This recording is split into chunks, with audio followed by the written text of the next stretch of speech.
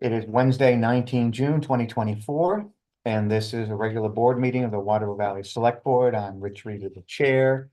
Here today is Bob Freeze, the vice chair, and Wendy Rathgeber, Select Board member. So we have a quorum. Moving on to the next item, privilege of the floor. I see audience today. Privilege? Nothing? No. Okay, very good. And as we discussed, let's go ahead and move up from new business, the Corcoran Pond Engineering Review. And start off with that today. Mr. Chairman, I'm going to ask Sharon if you can share the screen so that everybody online is looking at the two things. Is there a way to do it? Yeah, so the existing conditions is page 8. You may have to Nope, the shut other that one. bank of lights over, right over that. So the next page. Page. You can do this No, one it's too. in that, you just have to scroll. Oh, Yeah, go back to the building. Yep. And you should be able to just move your finger up.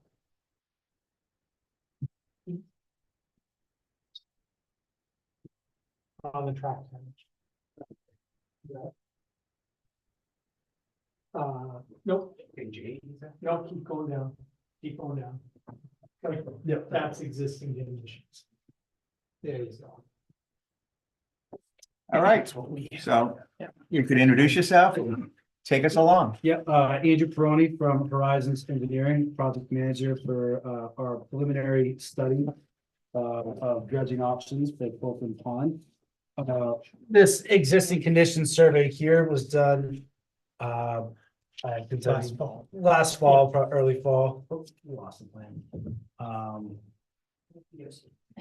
That's all right. As you guys can see on the plan set, in the existing conditions, it's a relatively shallow and flat pond, as you see by the spaced out contour lines. That shows that there's not very much grade change throughout.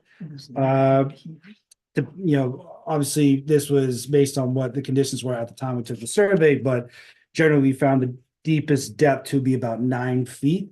That was generally towards the center of the pond and also by the beach outlet area. Kind of makes sense, for a normal pond shape. However, again, 9 feet for a 5-acre pond is relatively shallow, and I think that's part of the reason why you guys have been having some water quality issues. Every summer with the beach area and the lake being shut down. And then also reading some other reports that we were provided to by the town. We were able to see that excess sediment was coming in from Snow's Brook into the pond.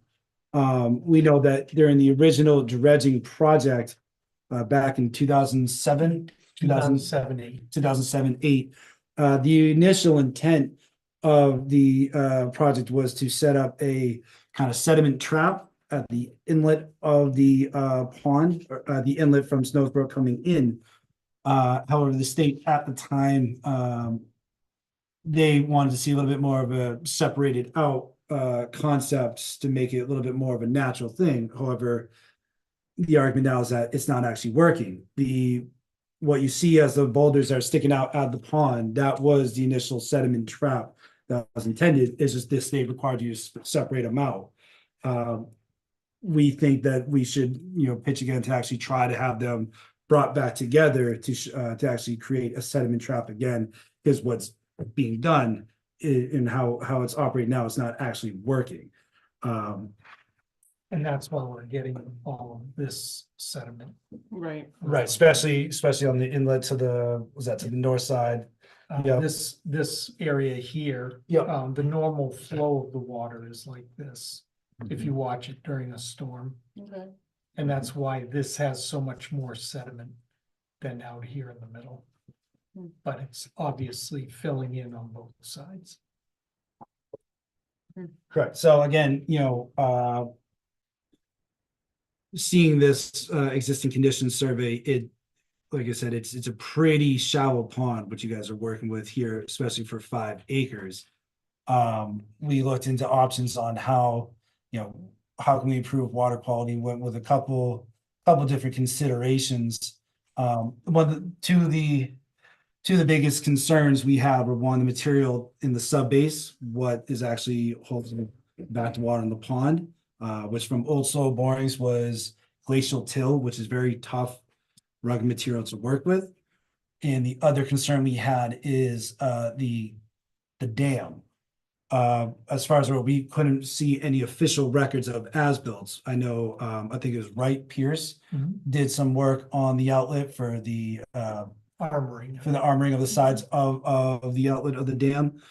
And they gave some, I think they're suspected, design conditions of the dam themselves, but in terms of footing depth and how it's actually constructed, we don't know for a fact. And we don't have any records of that in the town records. So I think And you're talking about the concrete portion of the dam. correct, yeah, Not the sides. correct.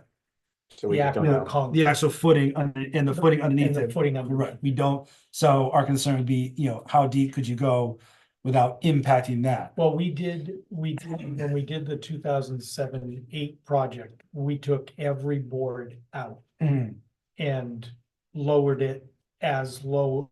We did not go sub the last wooden board. So we did not dig into where the footings would be for the concrete. So we diverted the water We around. diverted, I actually shared the stormwater protection plan with Andrew. Yep. That was permitted by the state. We a big captures just side, they built offer dam, and then we had there were 4 or 6 foot pipes that went down the north side of the pond and emptied over the dam. And then when they were dredging the south side, we kind of moved that a little bit so that they could dredge some on the north side as well. And those were adequate size to control the water. that Yeah, came through? because we were doing it in the middle of the summer, June, July, August. The flows were relatively low.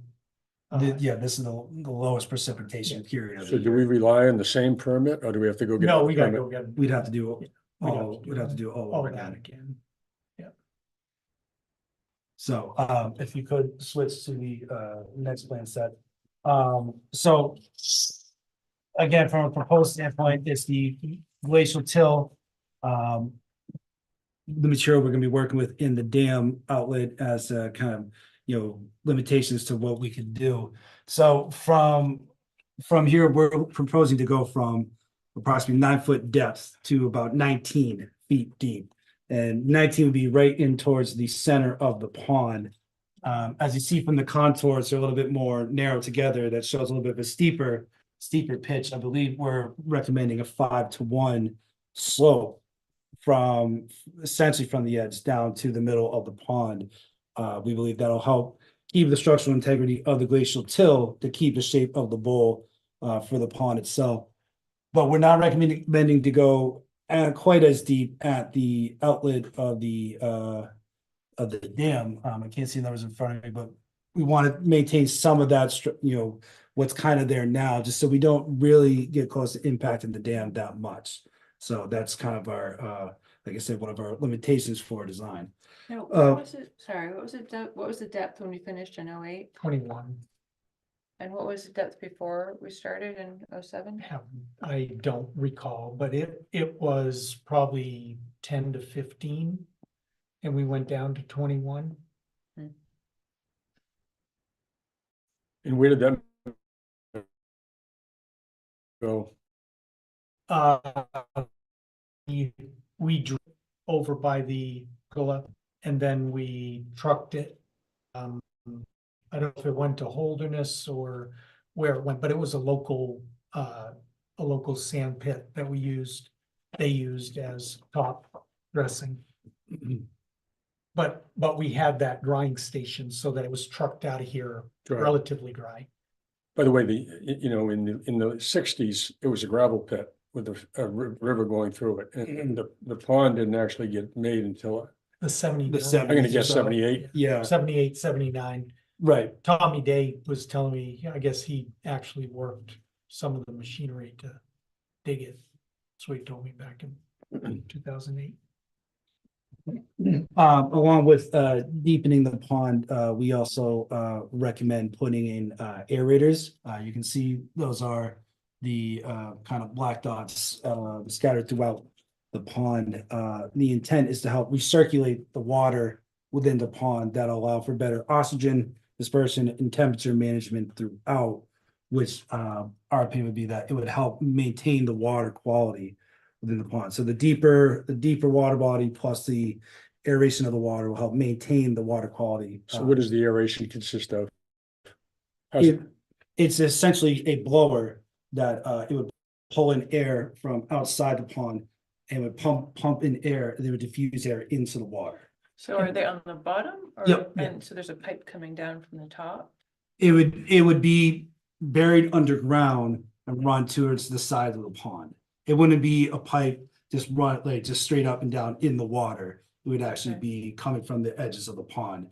In this project, we would actually bury it, so that way it's out of the way. And we would have to talk to the resort about that because the mechanism would have to be on the side of the pond, Mhm. I'm assuming. So So is it electric driven? Yes. it doesn't have to be on all the time. And is that kind of a hazard for anybody in the water?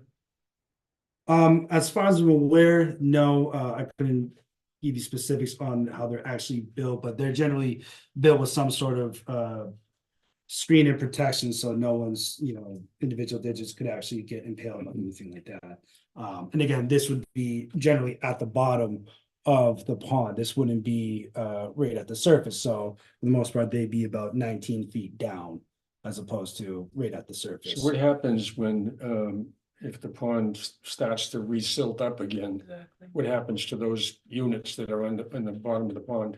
So there may be some general maintenance that's required to lift it, bring it back up to grade.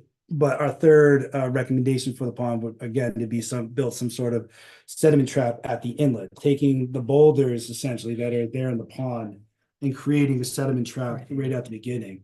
Yeah. What happens is as the water is coming in and it's hitting the big expanse of the pond, it's slowing down, so it's allowing all the sediment to settle out right there. We want to build a trap right at the beginning to diffuse the energy right away, right at the entryway. So then the sediment builds up at the entrance to the pond. Then it would be more of an annual maintenance to have a Vector truck come out and actually suck up the sediment built up, whether yearly, every 5 years, something like that, as opposed to dredging the entire pond every 20 years. It'd be more of a. Are you familiar with what we're doing? Are we still gonna do that above? And we, Snow's- yes, so we do the sediment remediation upstream on Snow's Brook. And then we have this trap. And as part of our permit, when we apply for it, we would ask DES for a permit to be able to put the vac truck in there and clean that area out. That was our intention the first time we did this, but as Andrew said, DES nixed it. Why did DES nix it? Well, it had to do with the wetlands benches and the natural setting that we were trying to do. And they did not, the two different approaches did not.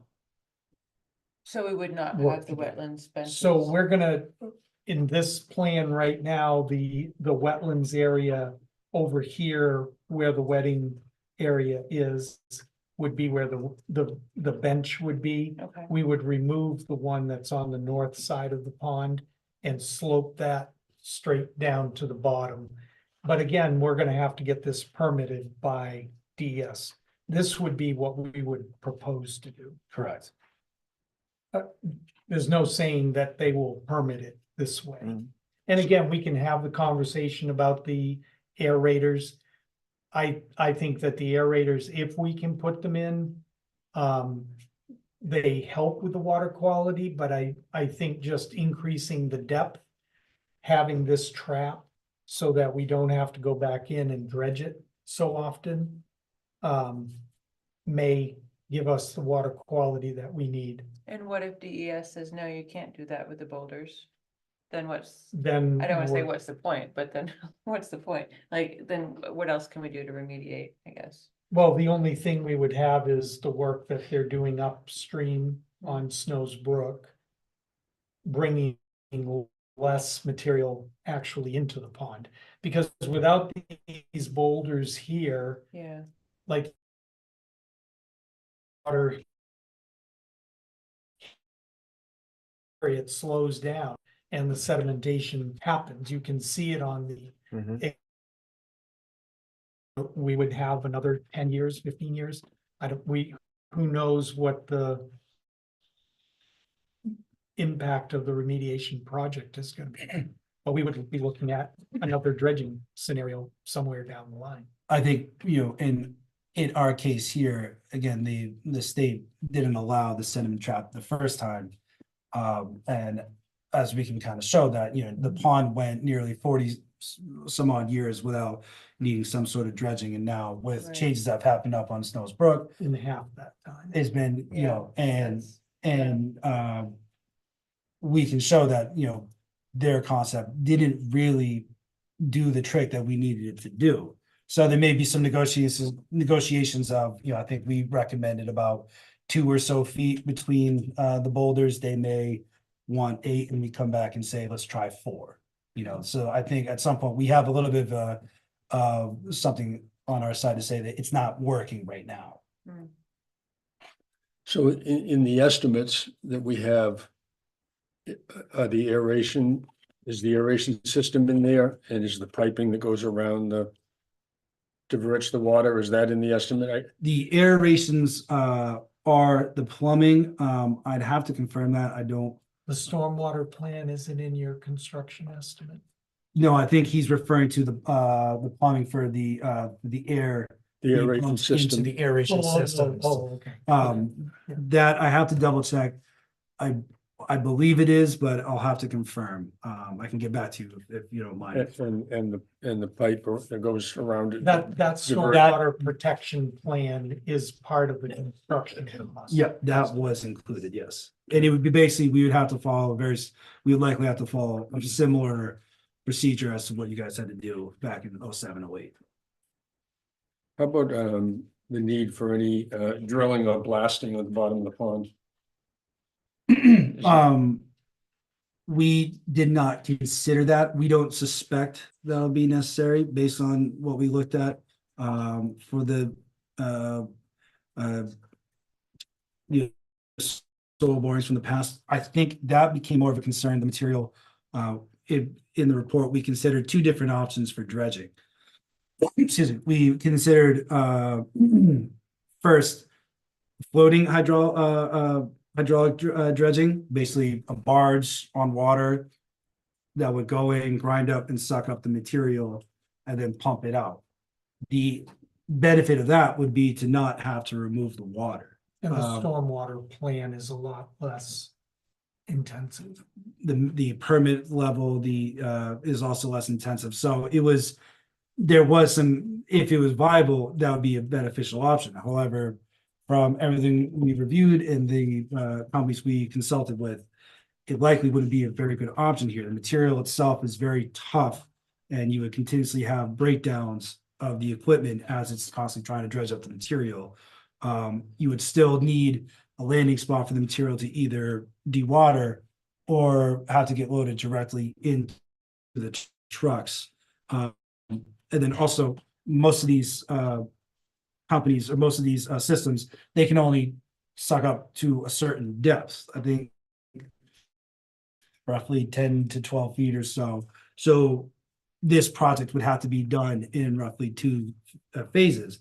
If it was a floating hydraulic dredging, where you do it, with the existing water level now, get it down to a certain depth, and then maybe the next summer drain it about halfway down and do the rest of the pond to get it down to the desired depth.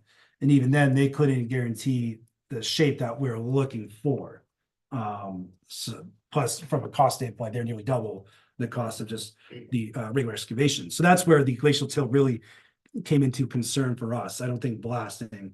No. Will be. We didn't hit ledge, Bob, going down more than 20 feet. We started to hit rock when we got down there, but we did not do any That hydraulic. surprises me, you know, my recollection when the pond went in Mhm. was that we hit ledge Yeah, and went down as far as we could. And but maybe, I apparently mean- that's not true if you went to 21 feet. well, we do have the final report of actual, the actual depths, and maybe there were areas that I don't recall that we hit it, but it was not, I mean, we did get down that far Mhm.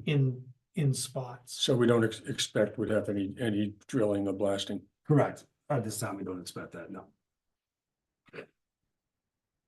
And we have pretty good subsurface information because they did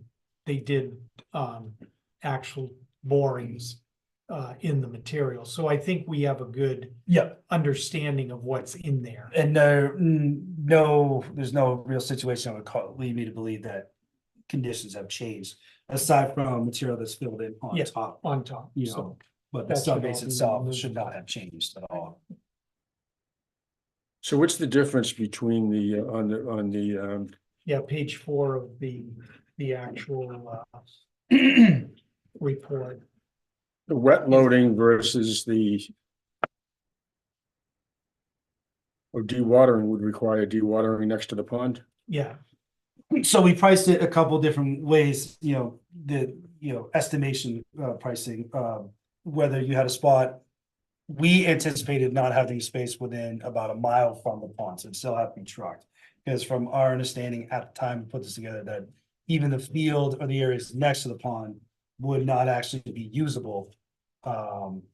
For any sort of drying, that we'd actually have to load into the truck, bring it to another location. And then allow it to dry before it's reloaded back in the truck and sent to its final destination. We did this, we did, I think 0 to 1 and then 2 to 5 miles from the site. We showed that calculation, even though we knew that wasn't really an option. We did it more so just to show if it was financially viable, maybe it's worth talking to someone to see if you could strike a deal for the summer to have them allow you to do any sort of dewatering on their property. That was more just to show if it was worth approaching someone, within those certain ranges. But from a financial standpoint, it really didn't, because I think one of the drawbacks is you're loading material twice. Yeah. Because you're loading it, driving it somewhere, unloading it, allowing it to dry, and then loading it up again. So from our standpoint, the most effective solution was just to load it up into the trucks Wet. and wet. So what does that do to the road? You've got a load of wet sand. What does that do to the Well, road? they can only carry by weight, the trucks. I'm wondering. no, The- the cover, there was quite a mess when we even dry loading it. Yeah. There's still an impact. There is dirt on the roads. And that's part of the project. If you're driving out of town, it's gonna drain all the way out of town. Well, yeah, we would have to, We'd have to do some sort of mitigation, some rumble strips, see what we can do to maybe shake some water initially off. We could talk with the trucks to see if there's any way they could trap some of the water within the bucket as they could, as best they could. But at some point, there's some limitations to what we can control, leaving the site. when we did this before, they had the big, like, the mining dump trucks, the really big ones in the pond area with the excavators. And they would drive it over where the wedding venue is. They would dump it onto the ground and leave it there for, I think they were waiting 5 to 7 days for it to dry off. And then there was another large a large bucket loader over there by the wedding venue. They then loaded it into the trucks. and those were regular 10-wheel dump trucks. But even with that drying period, there was an impact. Dave, he's not even, but he can tell you that there's dirt on the roads, even when it's dried for that period of time. What is the, what's the material like that you take out? Or does it vary? I see there's different. There are different Different types. codes, but Yeah. for instance, does it smell? Realistically, it may smell, it's difficult to say now, but if you ever go to an area where, you know, water was saturated for a long time and then water was allowed to dry out, there's usually some decomposition smell. Likely the area is going to smell. The material itself may smell a little bit. By the time it's loaded up and driven on the trucks and it gets to its final destination, it may not smell anymore. But it's just the odor is a natural decomposition smell. The material itself, again, is generated from the soil borings, glacial till, cobble, rock, sand, silt, you know, various sizes. It's hard to say specifically what we're gonna get. I can't tell you it's gonna be sand here. It's gonna be kind of a mix. I imagine out of the $2 million, half of it's trucking, if not more. I don't remember off the top of my head. I'm sure there's We've got the figure in there, breakdown. but it's, Yeah, I would imagine it's substantially, yes. So if we could dispose of it in town, would save a ton of money. out of 2,015,000, 1,190,000 is trucking. Wow. Mhm. Wow.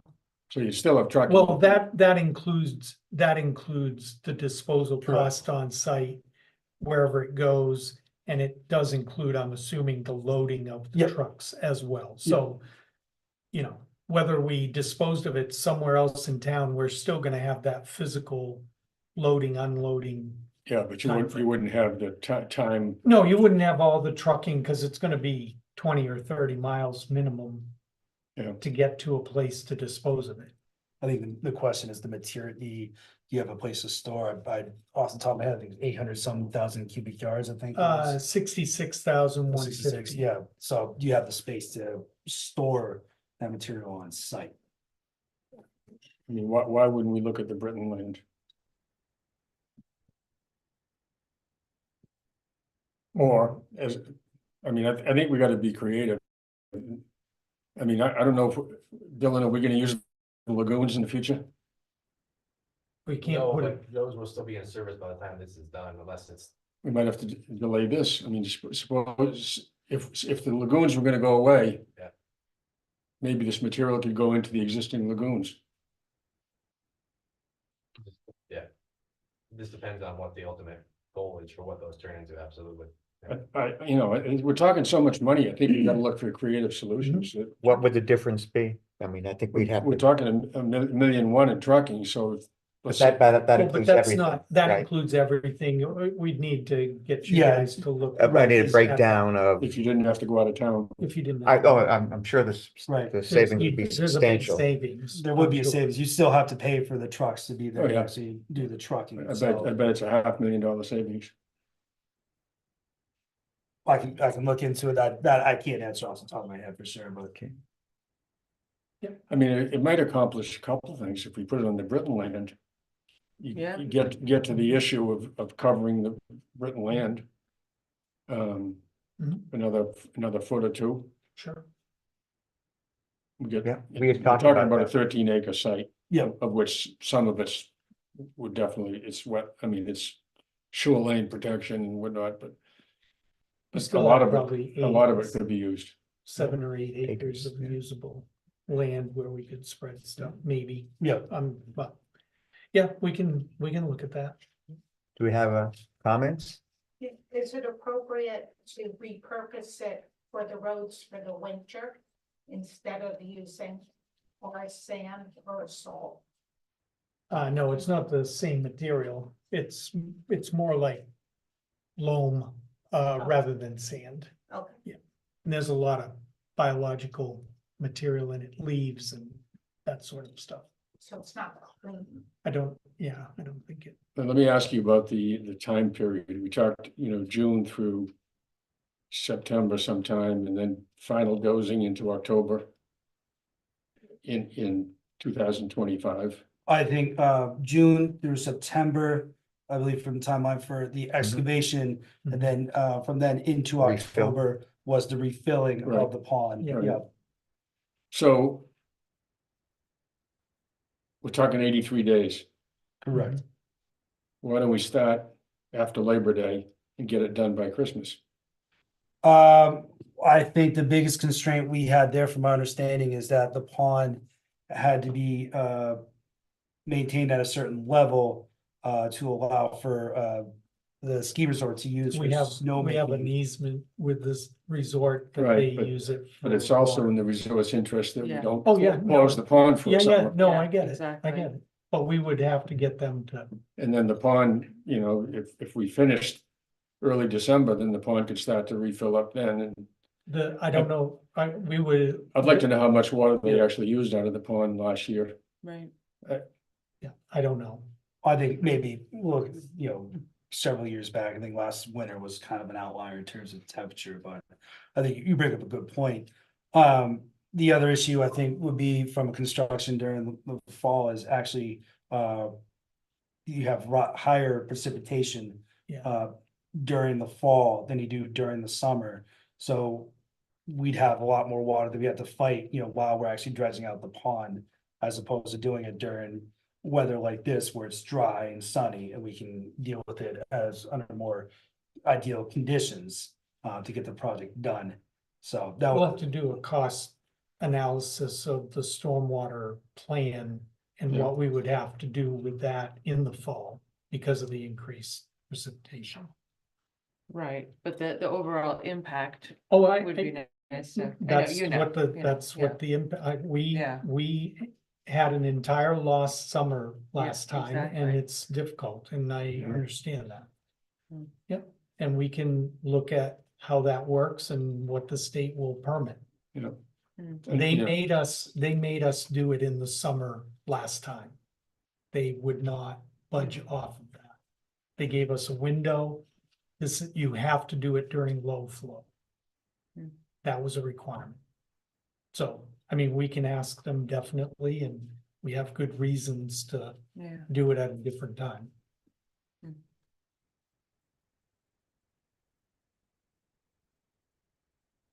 And Mhm. we'll look at both the Britain land and maybe- Lagoon the area. lagoons. The only problem with the lagoons delaying it, we're talking about 6 years, 7 years, probably before we're remediating, Really? maybe That long? 5. Potentially. Maybe yeah, 5. And it would have to be like kind of simultaneously going on, decommissioning and, because you can't leave those open without any water and they're gonna be, right. the whole town's gonna be. Nasty. And you couldn't just stockpile, go in from the Tecumseh roadside and stockpile there until we ready to fill the lagoons? Well, that's probably gonna be the laydown area for the contractors. Yeah, stockpiling. I know you may be lead 60. into also different levels of permitting for the facility that you actually have it stockpiled for. It may have to be registered as some sort of holding facility. As opposed to just, putting it down. Yeah, and because it's walking gonna be away. leaching Right. into the ground. that Right, so sort of thing. you may have Yeah, to, we you would- may have to, and if it's financially worth it still, maybe worth building some sort of pad that allows for the drainage and treatment of. Yeah. Of the water, but it wouldn't be as simple, I think, as just putting it down on the ground. You then also you may have to cap it, so that way some runoff, it doesn't leave the site, put some sort of. Stormwater mitigation infrastructure around it to manage it, so.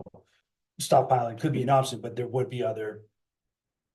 Things to consider with that as well. Yeah, I mean, all we can do, I think these are great ideas, and we'll do the cost difference analysis on them. With regard to the lagoons, isn't there some thought in the planning process now of maybe taking one offline? I think we talked about that, or you mentioned that, unless I misunderstood something. Not right now, not with Black and Beach. There was initially.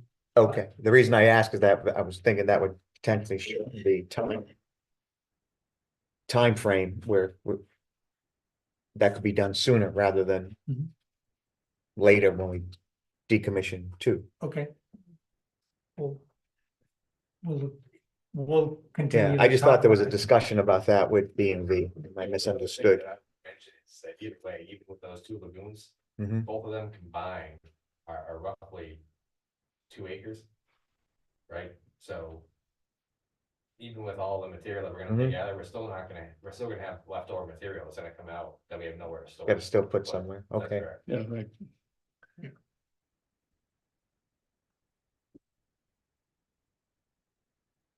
Yeah, we'll look at both of those. Not the old incinerator area. That's How- not, how of is- course. I know, No, wait a minute. So if no, the fall might be rainier than the summer, but what about the winter? If I don't know how frozen that would be, but if the ski area didn't need the pond for one winter, could you do this thing during the winter? In theory, yes. Again, this is coming from a position of not having looked at it before. I think my number one concern, I think you guys brought up concerns about, mess and, water and dust from the previous project. If we were to do this in the winter, depending on conditions, this is gonna be pretty mucky. This could this be, if not even more messy with snow falling down and getting everywhere? So I think that's my initial concern is it could be a little bit even more, of kind of an eyesore and impactful to, from a mess standpoint. Mhm. and it could be, we could potentially split the baby, start later in the summer and go into the fall. So we don't lose the whole summer. Or Yeah, Yeah. or and split over 2 years. You gotta remobilize if you do it Yeah, over 2 years, that's, but No, I mean, you do yeah, cost instead of- estimates, yeah. you do cost estimates on. Yeah. On all the options and look at, another balance those out. approach could be, kind of a mix of one summer hydraulic dredging, where you still have the water for a summer, you get it down to a certain depth, and then the second summer come through with excavation. Now, that's again remobilizing twice with two different crews, but allows you to keep the pond intact for one of the summers. That's an option we didn't really model out from economic standpoint and scheduling standpoint. That could be an approach if the intent is to keep the pond intact for as long as possible.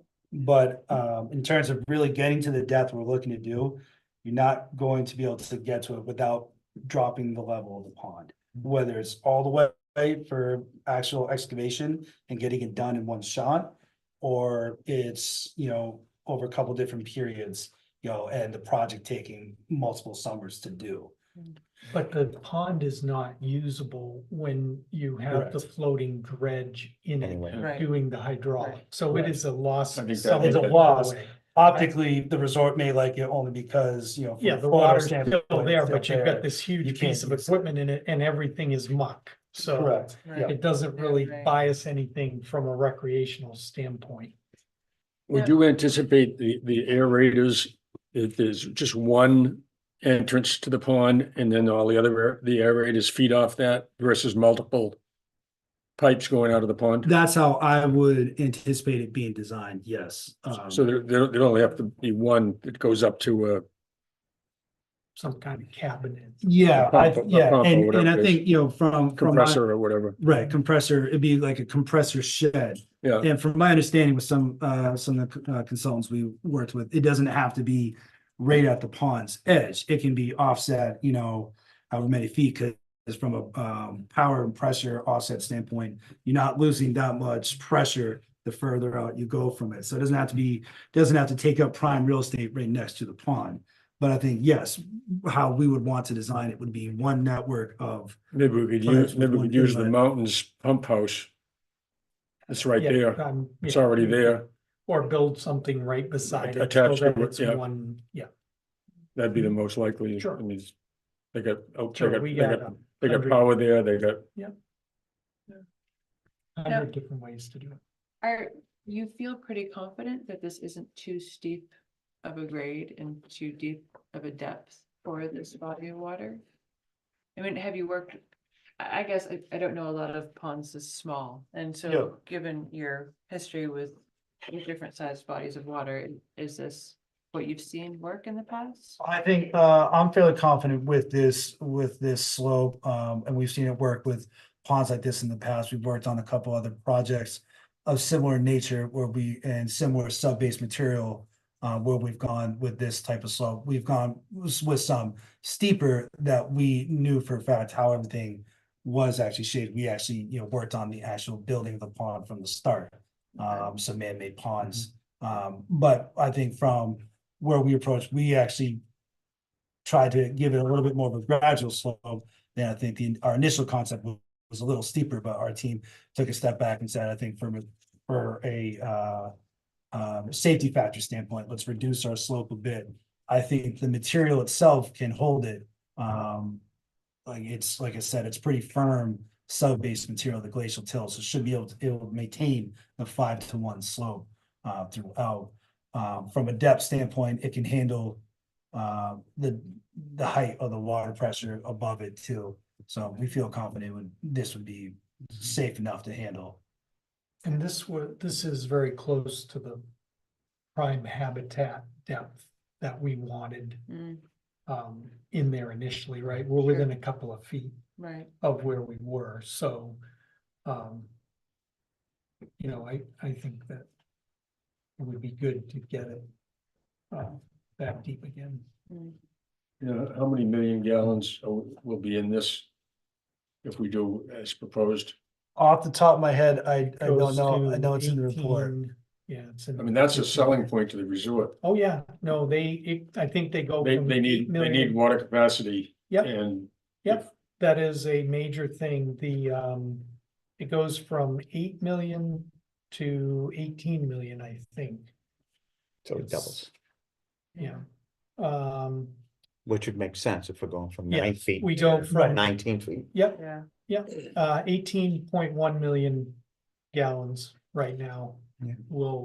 would be the resulting, and right now they're at less than 8 million. So, I think, from a cost standpoint, I think we have to be, careful trying to sandwich this in a way that has a minimal impact on, the resort. That is extremely important. But to me, the balance of doing that has to be balanced with the cost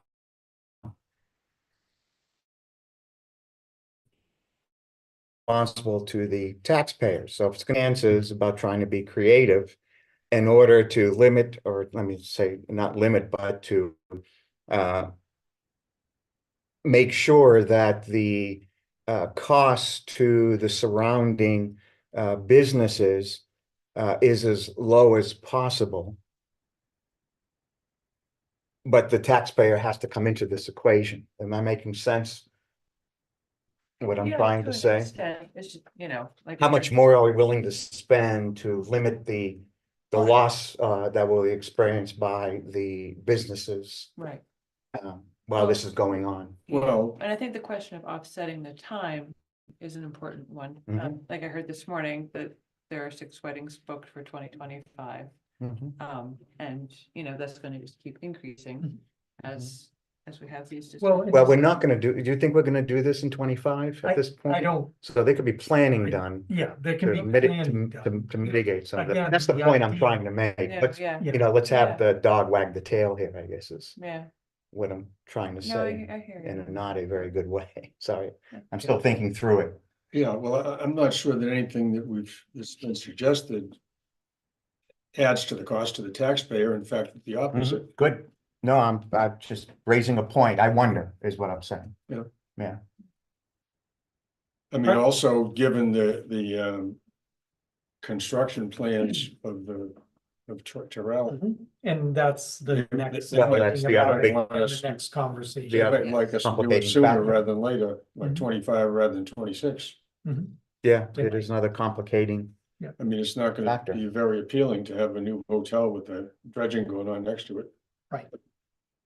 So I think that's the next conversation to have. I think we've got to get some more ciphering done here Yep. on these ideas and Mhm. look at, So it looks You know like the wet loading is the Mhm. way to go. yeah, the wet loading was the most cost The effective. question is Yeah. where we take it, Yeah. right? what the state will Allow us to do. agree to Yeah. and when, Yeah, Yeah. timeframe, when. Yep. When we could do it. and the wet loading still has an impact, right? Because it's just that we don't have a laydown area. Yeah, But we Right. still have a staging area. And you still have the trucks moving across resort land, because we don't have enough land So we're still around the looking at pond that, to do that. the area of the There's still pergola that would be area the most of the obvious wedding. place, right? That was the best place last time. It's an open may area not be. next to the road. so, Well, and it was also a drainage issue. It could We couldn't drain. put it in the seventh fairway because of the stream that's there and. Oh, okay, Yeah, so, and it didn't drain properly. Right. So, we need to have that, it's still an impact, Sure. Mhm. we're just reducing the cost. Obviously, we'd have to do this before they put Oh a yeah, it hotel. can't go on at the same time, I can't so imagine, a Or before, conversation with hotel. Terrell is, it's still when- there. we need to do that. Yeah, and what their plans are for their boutique hotel. Yeah. And how that all impacts the future. Like, do we have to look at doing something smaller to mitigate any infill from Hmm. year to year, as opposed to just waiting 20 years, 15 years to do it? Right. Well, I think again, that's the sediment trap that we propose. That's kind of the idea to it is This to whole- try to trap Yeah. at the Between inlet. that and the upstream Yeah. Right. remediation, try to Remediation, right. extend I think that's years. really important in selling this to Yeah. the state, is that we gotta, Mhm. we got a plan that they buy off on that's gonna limit sedimentation in the future. Mhm. Right. So I think the design of that is Critical. critical, I think. In terms of the trucking, and final disposal, our estimates are based on a facility 15 miles away that, for a company that we know would essentially do the site work and the trucking, and then they would take the material on stockpile. So you've identified somebody, Yes, okay. so and that's, like I said, within a 15-mile range. Mhm. So that's where our, that estimate came from, Okay. so.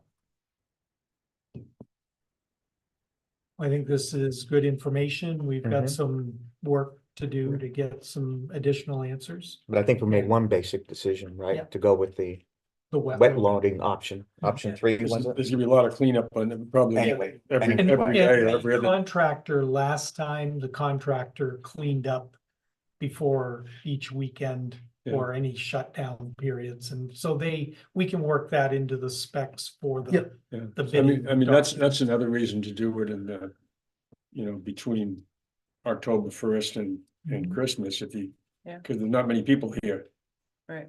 I mean, other than Columbus Day weekend, but I think, again, to Mark's point, it'll come down to your responsibilities for the pond, for the resort, and then also, DES, Sure. if they actually would allow, work in that time period. Yeah. So, No harm asking. we have rainfall by month, right, Dylan? We got it.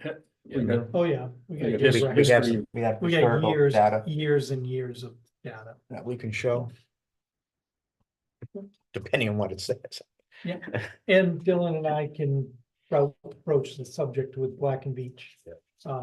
And ask them about the lagoons and yep, potential, because we've got good numbers from you guys as Yep. far as what we're expecting to remove and all of that, Mhm. so, All right, okay. great. So we Thank you, will Andrew. set up a time frame for meeting with the resort, for getting the answers back. And Yeah. then probably first meeting early August or something, because we've got Whenever. some data that we need to put together. yep, Yeah. And I'll call you. Yep. And we can talk about it. yep, and then let me know if you need me to sit in with any. Yeah, we discussions will with need resort. you with Okay. them. And we are saying more or less definitively that this is not happening in 2025. Unless the resort has a reason for it. Yeah. Push us. We want to give the Mhm. resort and the business community as Input, much sure. notice as we Yeah. Yeah. can. So I would not propose to do it Mhm. in 25. Yeah, I agree. But permitting wise. And when you have, there is always that, right? Yeah, you'll, from a, May? yes, you'll have to go through a How many? How many? a pre-application meeting. Right, That's before the actual official application. That's where we give them the overall concept and say what we're looking to do. Then they come back and say, we want, X, Y, and Z. for your actual and then we application. this negotiate, information. right? Yeah. Then we go to then the clock starts to go to the official process. From administratively, I think in order to go forward with construction this summer, we'd have to have a plan really in place and start permitting likely in the fall for next year. So that just, Okay, if it were to be an option, like we. if we really wanted to If we pursue wanted it. to, from our standpoint, we would have to put together the actual construction specs. So we have our plan sets here, but we don't have, the specs for Mhm. construction details, everything like that. That would actually have to go through, we'd actually have to have in place for the permitting too. So they want to see, they're gonna want to see where's our staging area, where are we loading from, what's the trucking route, what. Well, the you thing know. is, we're gonna be bounded at the other end as well by the wastewater treatment facility Mhm. that's being put in. I mean, there's a timeline with that as well, so that we Yeah. have to coordinate the two timelines. They're not happening at the same time. Well- They might. It might happen at the same time. I don't see this impacting the treatment plant project Okay, One factor- unless we're using the lagoons, then it would have to be coordinated, but. One factor to remember as well is the Chicken Burrow Bridge project, Yes. The what project? Chicken Burrow The- Bridge. Oh, yeah. replacement of the bridge, yeah. Yeah, that was in 26, right? Yeah. I think it's being held up. It's Oh, it's is in There's a, court, there's a lawsuit. so. Well, who knows who how knows that's when gonna it will pop out. happen. Okay. A lot of moving parts. Yeah, but we can Yeah, we'll make it happen. Might need a secondary egress. maybe. Maybe we can use it to build a road. Thank you again. Absolutely. Andrew. Yep. We'll be talking more. Okay. Yeah. Thank you.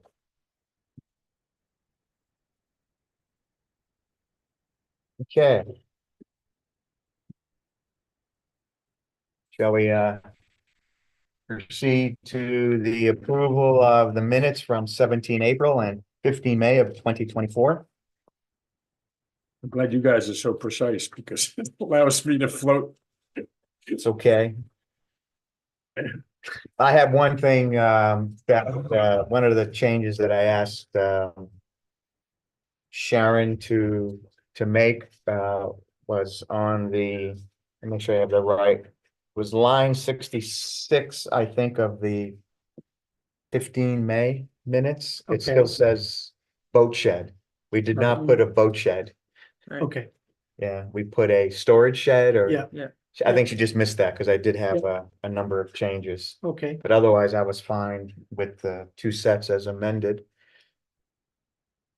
Yep. Anyone would like to make a motion? Make a motion to accept the minutes as amended from, oh, I lost the dates, April 17 April and 15 17, May.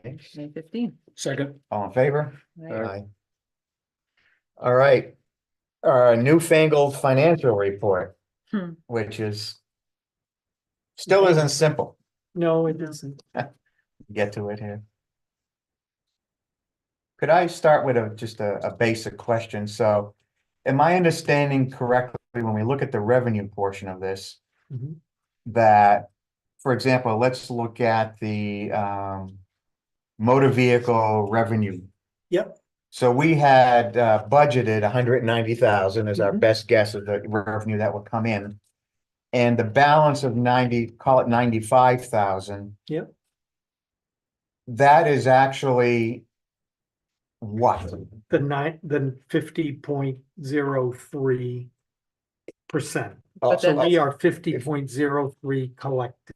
so we still have 95,000 To collect. to collect. Yeah.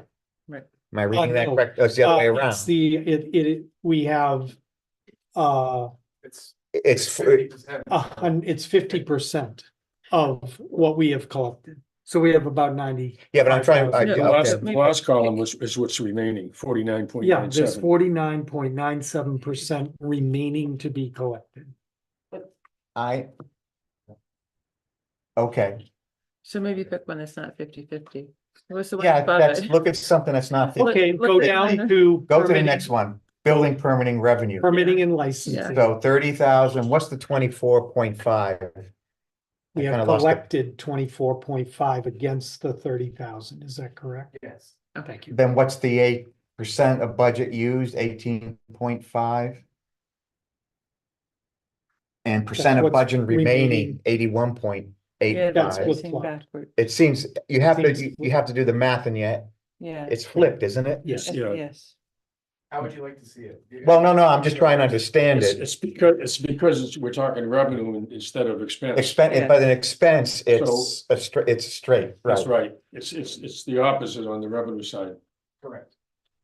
Yeah, we will correct that. Okay. Well, it doesn't need correcting, I'm just asking, Well. Just so you understand it. so I understand it, yeah. And so anyone else looking at it would understand it too, because it's. Well, no, Right. but the same thing is happening in the expense side. If you go to page 4, Okay. okay, and you look at revaluation of property, Right, we have spent. Oh, this is available balance. So we have that $1,805 Mhm. is what we have left against the 15,000. right, we've So spent, we have used 87.96, Right. right? right, right, but it's the opposite way when it comes to Well, the revenue revenue, available is what we have collected, physically Collected. collected. okay, So budget used is actually budget collected. right, The 50% under motor vehicles. Or the 18% we have collected. 18% of the $30,000 and we have left to Right. collect 24,000. but you have to do the math Yeah, to, you gotta do the math. as opposed So to we'll- looking at we'll it in Figure out column. how to make that. I think this should get flipped. I think Yeah. it should show, just like the revenue shows how much revenue we've taken in versus the Correct. budget. Mhm. This should show how how much much we you spent versus the versus budget. the Okay. budget, yeah. So. Can I just give a quick update? Yeah, no, on go. BSNA? Mm-hmm, So I know that that's coming, but the go live went fine. I think that I found that there were a lot of pre-work that I should have been doing or could have been doing in February and March that the vendor wasn't telling me that these are some things that we could be doing in preparation for the launch. So now I'm kind of feel like I'm behind a little bit. Tomorrow, for example, they've given us another free full day of training. So we're gonna be in training all day tomorrow, again next Thursday. So from a reporting standpoint, we're really just scratching the surface of what this tool can give us. Mhm. As far as how you want the financial data presented. We could do graphs, we can do pretty much anything. Right. This, what I'm providing and Mark has been providing the past couple of weeks is really just a bare bones. Here's an out of the box report that we can give you right now to show you where we are financially. But I'm planning on giving and providing the financial data in a much more like presentation kind of a. Yeah, I think we Yeah, yeah. understand that. And we're Okay. just, yeah, no, yeah, Yeah, absolutely. you know, we're not being critical, we're just. You're trying to understand, because you had to Yeah. do the mental gymnastic on this. Yes, and They I weren't think that's what we're gonna apples and get over oranges. the next two, Okay, that's fine. training days Right. that they have for us is. We plan to sit with them and say, okay, this is what we want the report to Right. say, show us the buttons to push. Yeah. So To make that it we happen. get that Right. happen. Yeah, and I agree with you. It is a little confusing on how that report reads and, but I just want to, I just want to make sure that I'm providing you folks with what you want to see and how you want to see it. So it was my intention, maybe just over the course of the next couple of months to provide the data in a couple of Mhm. different views. And we can decide on I mean, Yeah. I personally like the breakdown. It was just a matter of understanding what I was What looking you were at. looking at. And Right. so when, I think on the expense side, telling you what we've got remaining. Yeah. And the percentage that we have remaining, those are the important numbers for you. For certainly Where are expense, we? right? And then I would expect, is the way my mind worked, the revenue would be the same. Yeah, we'll figure out how to get that to say it Right. the right way. Yeah.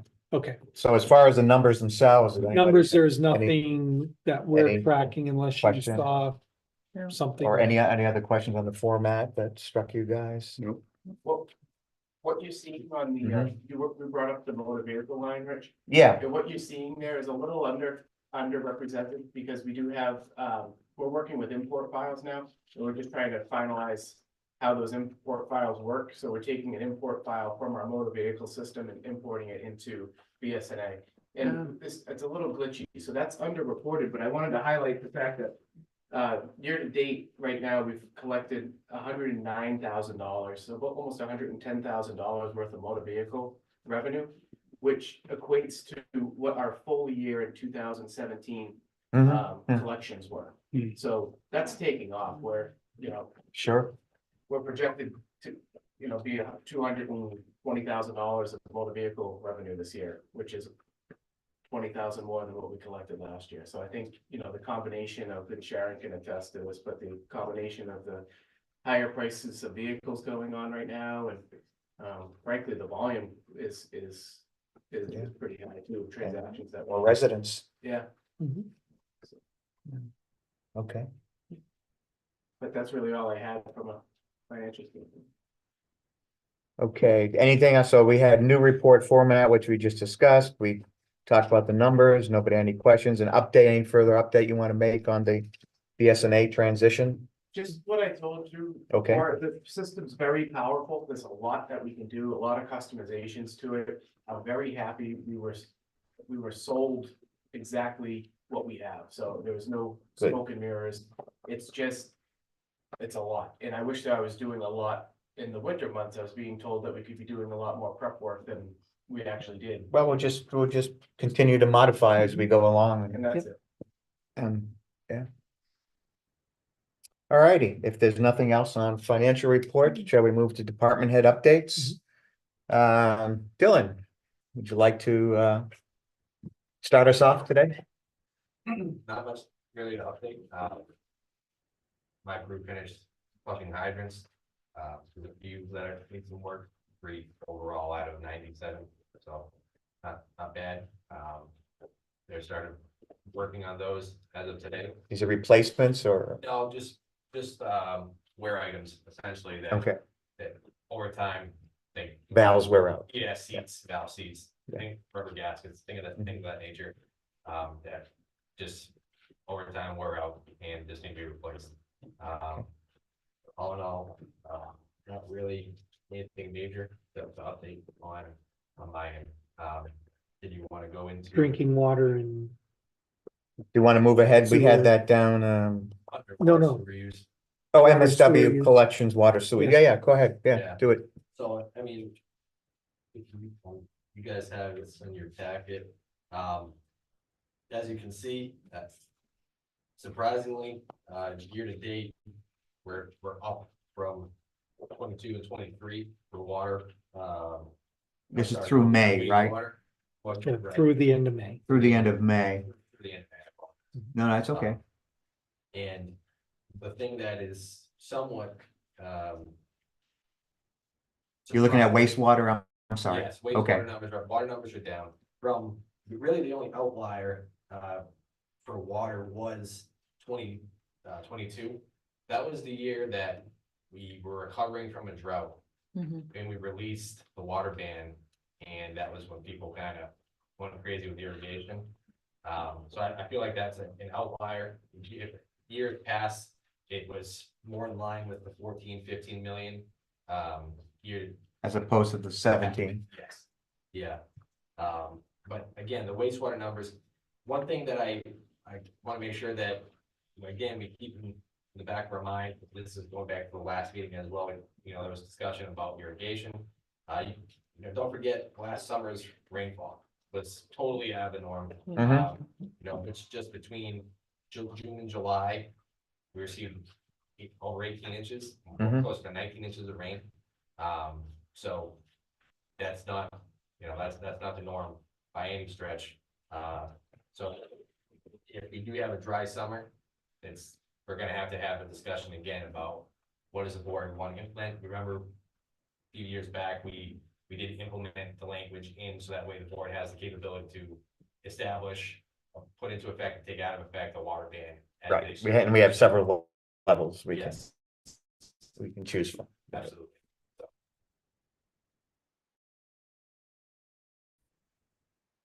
Any questions? It's interesting that despite, I don't know if that's the right word, the increase in population residents. It's hard for me to figure out that we're seeing an impact on the water or wastewater. Well, one thing. It's buried in there somewhere, I'm sure. Yeah, one thing that, you know, I know I've made this point in the past, so I don't want to sound like I'm beating a dead horse, but you can't discount degradation of the collection system as the years go on. Right, okay, So the thank you, rainier the right. seasons have been, the more stormwater the collection. Infiltration. system- Exactly. Okay, I've forgotten that, It right, doesn't- thank you. It's not like it's something that just reaches a maximum level of degradation and just stops. Hmm. The only way that happens is if you just, every single pipe was to let go and now you have this groundwater. Right. You know, essentially getting it. So, but that's something that, again, of course, this is part of the project. We're gonna take care of. Going to look into this. Minimize as much as we can. But I think, again, the wastewater numbers are higher year to date. Sorry, not year to date, year through end of May. And the drinking water numbers, like I said, you know, it's higher, 24 versus 23. And I think we'll keep an eye on it and see how it plays out over the summer. I think that's the real. Yeah, we'll need several years anyway, Yeah, but the summer for water, average out the rainfall. in the summer for drinking water use is kind of what dictates the whole year. Because everything else kind of falls in line. The fall always falls in line. It seems like if you were to look at the usage throughout the fall months, September, October, November, they're pretty much always right there with each other. It's always the summer that's the variable, so. Yeah. Well, as you mentioned, it's quite noticeable now with the new units coming online. The amount of irrigation, commercial irrigation systems are in play now. Absolutely. Yeah. I understand there was a sewage issue that you guys had to fix. So there was a manhole that was plugged in, or a sewer line that was plugged in two places that was. I was actually off that day, so coordination. Good timing. Yeah. Rowell's came out and cleared the blockages Mhm. and we'll work with the property owner on that. As the cause of the Yeah. blockages. Yeah. Right. Yeah. And all the And lines there's are actually exactly more where than they. one. No, No, the of the course not. lines, the lines are all over the place, but No, there's right. more than one property involved in this. Okay. There's three total, So several properties. connections into several connections. that maybe weren't reflected in the plans. There were some surprises when we looked in the manholes. But we'll work on those and give Okay, you a further report later. very good. Thank you. Anybody, MSW collections? Do we want to, since we're in this area of Absolutely. So I. went sewage in and trash and I, water and all those municipal services that people want for as low as price as possible? I printed off a little bit of an updated one. Yep. After Wendy's email, I noticed that the C&D was through the end of the year last year. So I made that adjustment. I also added in the percentage difference that we've seen from January until now as well. MSW, we're down about 12%. We are not seeing any uptick on, outside people putting it into Association dumpsters? other association dumpsters. We Good. are not seeing that at all. Good. One of the big ones, though, definitely for us, especially since closing here, we are down on our C&D 55%. So obviously limiting the access and not, letting anyone and everybody drop off down here has definitely helped that number, and I foresee it continuing to decrease as we go through, so. Well, there wasn't access for that anyway. I mean, you had to go up and. Yeah, but they'd leave stuff and we'd put it in. the Oh, P&D. yeah. A lot of TVs and Got stuff, it, yeah. Yeah, besides C&D, but a lot of stuff left. Yeah. I think I'd only asked about it yesterday, so maybe you didn't yet, but, building permit, Yeah, well, I'm looking right now. She Okay. did send it to us. and- okay. Yep, here it is. Building permits, January to June of 23 were 42. January to June 24 is 35. And the total amount of both is right around 2 million, 2.1. Oh, So- interesting. So It they're was Similar. very similar. We've seen Okay. a couple of bigger houses that Yeah. recently in the permitting process. Okay. So I think that's making up the difference in the cost. Yeah. Okay. Thank you. Why don't you just continue on, Megan? Absolutely. So as far as everyday, update, Ops. everything is going smoothly. We just finished up the repaving of the salt shed /sand shed up here, along with some other patches throughout town, and the library parking area that we do plan on coming back through and painting on the ground, library parking only, so that way it's not being used. Is that why the library was closed yesterday? Yes, we were too hot, and we were concerned people would walk on the tar and bring it in or complain about parking across the street. We were gonna put signs there, right? Library only parking, something like Yeah. that. Well, that's why she's Yeah, I gonna was gonna paint. paint it on the ground. They're instead of gonna putting paint it. Thank you. signs up. Yeah. Okay, gotcha. I'm with you now. Um, Sorry about that. The crew attended the culvert maintainer class yesterday. It's a requirement for FEMA and just a good thing overall for DES and reporting culverts, making sure they're getting done appropriately. So they did attend that. They do have their certs. So we'll make sure to keep up on those. I would like to ask that anybody who is listening, just kind of keep an eye out. If you see people pulling down flags, I had to go back through and replace 3 that have been yanked down. So just kind of keep an eye out.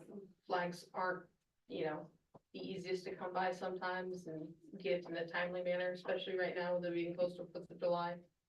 I can get like 2. To get up there to, I can get like 2 at places. Mess around with them. yeah. Can you attach them higher so they're harder to reach, or is that, You know, So, yeah. I mean, this is, How do they reach them now? makes it a better challenge for them? Yeah, That's I pretty, mean, I can't reach them. We had to get in the back of the 1-ton to be able to stick them up, so. Yeah. Oh, I'm not quite sure how I know a lot of people are a lot taller nowadays, so. I'm not sure that helps. Bad. Carol, you had a comment? Yeah, regarding the library, Mhm. do you feel comfortable opening it tomorrow, even though the hazard signs are around? Yes, so I was gonna go back through tomorrow morning and pick up the cones that are there. So the tar is set? Yes. Mhm. It may still be a little tacky because it is supposed to be super hot, the rest of the week. So just kind of watch. It is fresh pavement, but it is set. You can't walk on it. And park on it, on it? yes. Okay, it will be open tomorrow. Rest of my updates are a little later on. Okay. Anything else right now? I was looking at the Yeah. schedule for July. For the Okay. transfer Yeah. station. Sure. And since 4th of July is on a Thursday, I would think that Monday is not a. well, the thought process is sometimes people stay the entire week. And it's kind of hard to tell during the summer. It's not like a winter with a hard end, and maybe you can speak to this, Wendy. But we thought that people People may stay over Sunday stay night, over Sunday night and be going home Monday. traffic or whatever, Yeah, summer. so that's why we Flexibility, did that. Summer, maybe. We can move it back to Tuesday, but it's, I would, defer to you. Well, yeah, I mean, I guess sometimes it would say that people can't get off Friday, but they could take off Monday, Yeah. it was different, mm, I don't know. it was me, I'd leave it Tuesday, but it's. And I know, previously when we first talked about it, we had committed to on the holiday weekends, we were gonna be open on Monday. Yeah. So that was another thought process behind that. Yeah, I mean, because people treat Thursday, Friday, Saturday, Yeah. Sunday, Okay. it's either way.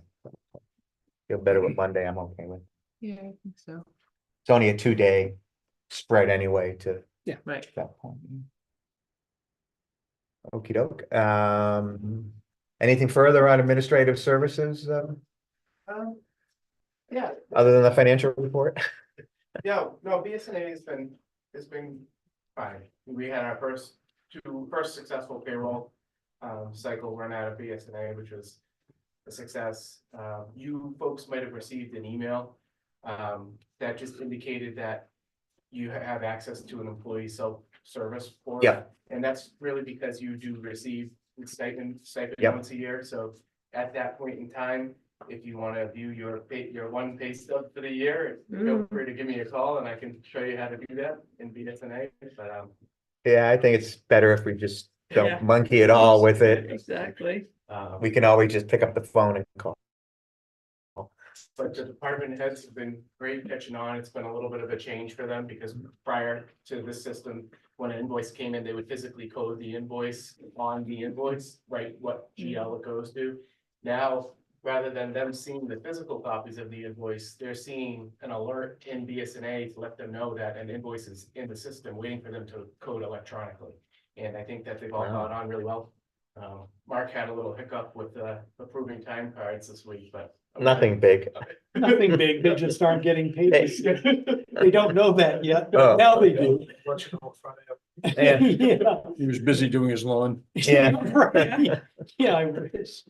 Yeah. And then, small change, you might not really see it, but we are gonna be, installing a postage machine at the post office this summer. And we're going to be discontinuing the postage machine that we have here at Town Hall. And we're really just running all of our mail out of the post office. So we were able to coordinate with Campton and Pitney Bowes to make that happen. So we'll no longer as a town be funding our postage meter. The United States Post Office will be funding that meter.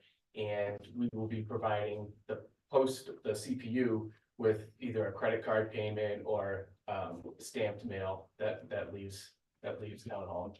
I think it'll make Tony's life a little easier because rather than applying multiple amounts of stamps to her larger packages, she can just run a tape off of the postage meter and slap the tape on it and Sure. send it out. So, Nice. Good. Okay, oh yeah. any questions, administrative side? How's training going, Brooke? It's going. We have, 25 very active young adults over there, and it's going well. We had our first 2 days, Monday and Tuesday, of kind of, teamwork and the nuts and bolts of the operations. In terms of, the bigger picture. And then today, we're doing camp staff training for the next 3 days, and we have a waterfront general program training on Friday. So it's a full week, and there's a lot going on in terms of planning and it's fun. So we're excited to be fully staffed. I can't believe I'm saying that, but we are actually fully staffed. Oh, you got Yeah. someone to Yeah, cover we got the boat supervisor. boat supervisor, great. Yeah, it Yeah. just worked out, so that's great. Now we just hope everyone stays with us, trained up, healthy, and, be good. Next week, we start everything, from our summer camps to our ice cream social, bingo, laser tag, all the things. Let summer begin. Summer begins officially for the rec department. We will be starting back up regular pickleball and other things as well. Our movies on Packard will be moving from Thursday nights to Monday nights, and that does not start until July 1st. So then Monday nights will now feature Ice Cream Social, Mhm. followed by movie on Packard, which will be fun. July 4th parade is on Thursday, the regular time. 11 o'clock, meet at the conference center, register your float in advance. The rec department, the theme is Americana. Americana, okay, July 6th is our carnival on Packard from 11 a.m. to 3 p.m. on Saturday, July 6th. And we will have music and pizza and games and tie-dye, and it'll be a great. Dunking day tank. there. Dunk tank, yes. And we do have several people signing up for the new format, which is going to be 15-minute slots with more people. So Good.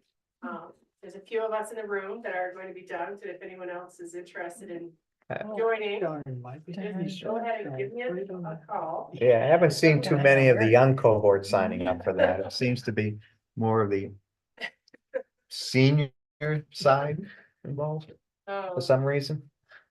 We also, if you have noticed, we have a new shed over at Packard Field. And that was delivered last week and fit in great. We are starting to organize it and we're really happy to have it there. So we put the porta potties sort of just a little bit off to the Moving side. over, yeah. Let's see, maintenance person. We actually did acquire a maintenance person who will be starting on Tuesday. Doing a few hours of, sort of mowing and rec maintenance, trash pickup, grading of the beach, weed whacking, just all the stuff that we need to be done. And then we're sharing this person with the Public Works, for the remainder of the day. So this is just a summer position. So we're excited about that. The school right now is being painted. There's a lot of interior painting going on. They were also removing some trees. I'm not sure if you guys saw that huge crane. Huge. Yeah.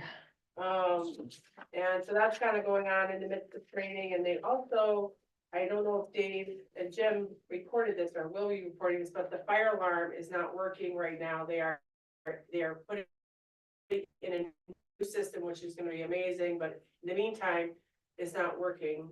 So we have been telling our staff that they're gonna need to call 911. The sprinkler system still works. It's just the notification feature. It's not automatic to let the public safety know. So we just need to be calling 911. So that'll be going on for, they're gonna let us a couple weeks. Yeah, a few more weeks. Yeah. Part of that is our guys at night are going into the building and doing a walkthrough, making sure that there's no fire hazards that inadvertently left from during the day. So, but we worked with the company on the system, have them add in a couple of things that we've noticed when we've been doing our fire alarms and fire drills over there at the school to add some better notification, like out towards the rec side on the courts, the outside courts. If the kids are there, no one could actually tell the fire alarm was going off for the building. Sure. So we added some there, one in front of the rec door and then one in front of the front door. It's gonna be a good system. There was scheduled pond water testing today. I did not see them out there testing it, but they were supposed to be there, based on the schedule that they provided us. So we'll get those results. I saw that where the pond in Manchester got shut down. Just be ready. Yeah. But I don't know if they've ever tested this early, so. No, this is the earliest. Usually it's after the 4th, so.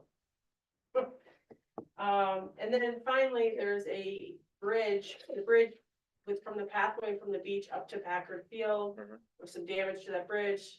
We are working with Ian, Cullison to get that fixed. We provided the materials and he's gonna be doing the fix. So he said he's gonna be able to get to that on Friday. Is that a groomer issue? We don't know. We You don't don't know know? for sure. I'm just thinking about, Whether it may have been the porta think it was- potties oh, okay, delivery so it's truck. We don't. like the light, yeah, It was also I'm village. it was not in very good Yeah, condition, the it was- actual. it's Okay. pretty old. The I mean, I bridge think is it was pretty. Yeah. Waiting to happen, it wasn't So anyway, it's great that he's being so, helpful with that. Great. Yeah. No, That's No, great. all I have. Do We you, will find somebody to do the pond, dock on the other Float. side Not yet, repair. not No, yet. not yet. I have talked to, well, through somebody else, Will Lambert, he's gonna give us a quote, and then we have someone else, but the real problem right now is people being able to do it, because the folks I've talked to are saying, oh, we're not gonna be able to get to that till the fall or something. you know, so yeah. We're still working on that. Okay. I know it's a resort association thing, but since you're spearheading it, trying to talk about the laser show. Oh, sure. Yeah. One thing that we talked about as a board is that we are interested in showing maybe just another, building out one of the events that we have during the summer. By using a laser show, which is kind of a laser light show. It's kind of an alternative to fireworks, that almost as expensive, but just slightly less. But we are gonna try one out this summer and one of the weekends in August, the beginning of August. So that'll be really exciting, and there'll be more information to come on that. And thank you for spearheading that. Yeah, sure. Yeah. And that'll be important, I think, in the long term, because the more development that we have, the less we're Yeah. gonna be able to do fireworks, Right. so. I think we're gonna squeak it out this year, but we're getting building now that's Right across the just street, getting yeah. too close to the Yeah. launch area, so. So it'll be a nice tester to see Yeah, how this'll be it goes, good. but Yeah. apparently it's really well received in other communities that do it. It's like they do it once and then everyone, Yeah, it's a we- much bigger deal. So We we're- actually looked at this like 5 or 6 years ago to replace fireworks. Mhm. So Certainly better I'm for excited to, a lot of might have this opportunity. And then finally, I wasn't able to send the quote over to Mark in time for this meeting, but the holiday lights, you know, I got some prices for that, so for many different things that we're not gonna take advantage of all of them, but the list that we can go over. We'll do that at the July 3rd meeting. We'll put it on the agenda. And Sure, whatever. anyway. Yeah. This is the thing where there is a reimbursement or a match from the WBRA for all businesses, so we will be able to. take As a advantage of member, that. right. Any date for the placement of the float back in the pond? Usually we do that within the next 2 weeks. We could just get with public safety to see whether that would work best for them. We could do that, and also the volleyball that we like to put up, so. Right. Right. Okay. Anything else for rec? Alrighty, Jim, public safety. So Mark sent you Dave's report Mm-hmm. for the last week. As you can see, it's been fairly active, especially on the fire and EMS side, which is kind of more time of year in terms of the amount of motor vehicle accidents being responded to and alarms. We're wrapping up Citizens Academy tomorrow night. We invite everyone. We're gonna do a cookout and an open house. It's at 6 p.m. up in front of our building. Touching on the fireworks, I'm actually going to a fireworks inspection class on Monday in Concord at the fire marshal's office. And that deals with where those shows have to be set up, distances, and Are they changing the they're not changing it, It's it's just just. retraining? It's and an all? all, most of a day class on Mhm. actual inspections of those setups. Does that deal with like in residential firework setups as it's, well? It's more just It's the municipal. bigger shows. Okay. The professional shooters that are coming in, Gotcha. their setups and permitting. Okay. So we got the cookout. One thing that I've been working with Dylan is he's been doing the hydrant maintenance and flushing, and part of the maintenance is some painting of the hydrants. I don't want to share. This is what the National Fire Protection Association recommends for hydrants. It doesn't share kind of the thought process behind them. The top part of the hydrants are recommended painted certain colors, and the colors go onto the gallonage that flows through that piping. Where that's important to us on our side of it is it's not just for looks. It's when we pull up, we know how much water is in that Yeah. hydrant. So Immediately. if we set a fire engine in, we have 5 or 6 lines coming off of it, we know that we're gonna max out that hydrant. And then if I need to bring the tower in, also, I can say I need to go another hydrant back or 2 hydrants back to get more water volume. So this is important for us in terms of. I'm assuming we have different flow rates And We do. with Um, different hydrants. Yeah, I never realized that. Yeah, Thought I didn't that- either. It's all Strange. based off pressure. It's all head pressure based, so the higher the hydrant closer to the reservoir it is, the lower the pressure it's gonna be. Yeah, Okay. That makes Therefore, sense. yeah. but So you're just gonna yeah. color code the top so you can instantly understand what you Yeah. got. Yeah, So we'll have Sure. a red barrel, a red body, Mhm. and then the cap will Color be coded. different color. Yeah. so, yeah, the bond, everything from the bonnet, if you look at like around town right now, could be red or white. Mhm. Everything from that up would be in accordance with the This National color Fire code. Code. Okay, So we just wanted to give you guys the update Yeah. on that. you can answer the question when somebody asks. One Yes. additional point to this, I don't wanna jump in front of you, but is because of ISO, it also gives us, I believe, a half of a point. Point. And A point, is it a full It's point? a half. It's a half. Half. No, well, that's good. We'll take it. Then reduces our insurance Sure. costs as well. So Cool. that's the other side of this as well. That, you know, again, it actually has skin in the game for us Yeah. to do so. And it's the maintenance thing anyway. You have to paint the hydrants, so it's just part of, as long as you guys are, And we'll be doing this within the next few weeks. it will begin. Or I over have the to order summer, the paint. begin. Yeah. Okay. Yeah, I'm fine with it. You guys good with it? Makes sense? Yeah. All the way around. Okay, There will be questions. now we know the answer. But there is a purpose behind it. So Yeah, when- yeah, When people ask, well, why is this exactly. green? Well, Very good. What color do we have the most of? Yeah, so I have those numbers. We have 97 hydrants. About 72% of our hydrants would be top bottom would be green. 15% would be orange, and 12% would be considered light blue. Again, light blue is the highest GPM out of the hydrants. Green is the next level down, and then orange is a level below that. There's technically four color codes, and it figures that the one color code that we have the most of, Screen. well, would be red or white.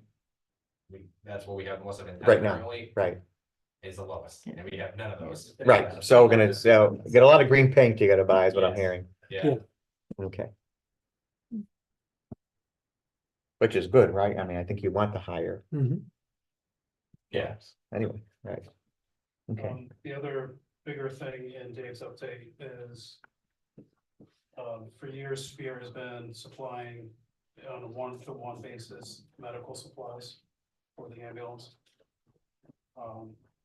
They're the last hospital in the state to be doing that, and they've decided that they're gonna stop that process. We currently have enough money in our budget, we're gonna be fine for the year. We're developing a system for stocking those supplies on hand. I've been reaching out to different vendors, trying to get a vendor account set up. The hospital has offered as well to be a vendor for us and sell us supplies at cost. So it's just one of those things we're gonna have to keep track of, figuring out how much we're spending for these supplies now. And use that information to build the budget for next year. okay. It's interesting. Staff training is also important. The last item on the update, Eric, is Yes. an EMT advance. No, he Or basic. completed his EMT, he was in Jeff's class that recently finished, so he has a state license. He's And then- actually already worked a shift as an EMT. Good. Amanda is going this week to take that back next week to go to her practical test, so she'll have her state license by July 1st. And then. And she passed the written portion, passed which is the hardest part. Yep. Good. Okay. Yeah, training, Tyler, certified, yes. 16 of us in first aid and CPR. So that's Nice. been really nice to have put that investment in theirs, because now he can just train the staff. There is a cost, of course, through the Red Cross to actually get our cards and things, but nice training. I was surprised we were putting a defibrillator in the library. We are. It's not open very much. I mean, Well, seems, yeah, we made that decision. After going through the citizen safety, yeah, they showed a video, like man was reading a book and just had a massive heart attack. Hmm. It couldn't hurt. The library's paying for it. okay. I noticed under the administrative section of Dave's report that he noted that we have 16 active short-term rental permits. Is that permits, or is that everything? Because you only need to be permitted in certain situations, do you know? So those are active, Rent, registered, I guess is the word I'm looking for. active allowed. So that we know of, Okay, Short-term rentals. yes. right, so it's not just the permitted ones. No, it is just That permitted. is Those are the- permanent ones. That's Those are the only ones- 16. It's only 16. It's only 16 that are Yeah. permitted, but don't they fill out the application and say, Those are the, no, That's if, 16. if they're less than 30, was it 30 days a year? So they don't need a permit. I'm just There trying to get a are- handle of there the are- total number of in Yes, town. there are been categories asked. where they don't need a full-blown permit in Right. order to rent. Right, However, we've only had 16 properties that have applied Correct. in any way and have been issued. and been issued a permit. So yes, you're right. there are may others be- out there, There but may they don't be need a others permit. out there that are doing it, but they're doing it for less than the 30 days. 30 days Or calendar year, whatever I think the- we had yeah, it was, yeah. right. Or they're doing it for more than. Or 30 they're days and doing it not for getting- more and. Well, then- and they're not, Yes. and they're not permitting, but Yeah. that just happens. Yep. You find out And when you we find out, identify those people if they're brought to our attention, right, And Dave. and- okay, that's what I was trying to Them capture, goes that's up. all. But these are the permitted ones, Mhm. okay. One more, Bob.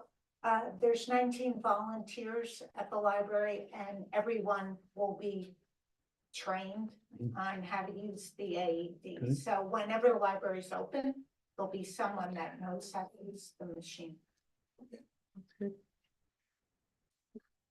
Sorry, I don't know what this, I should, what is the joint loss committee, That's our safety committee, safety committee? Why don't we just call it safety? because the federal government calls it a joint loss. committee. Okay, all right, answer that question.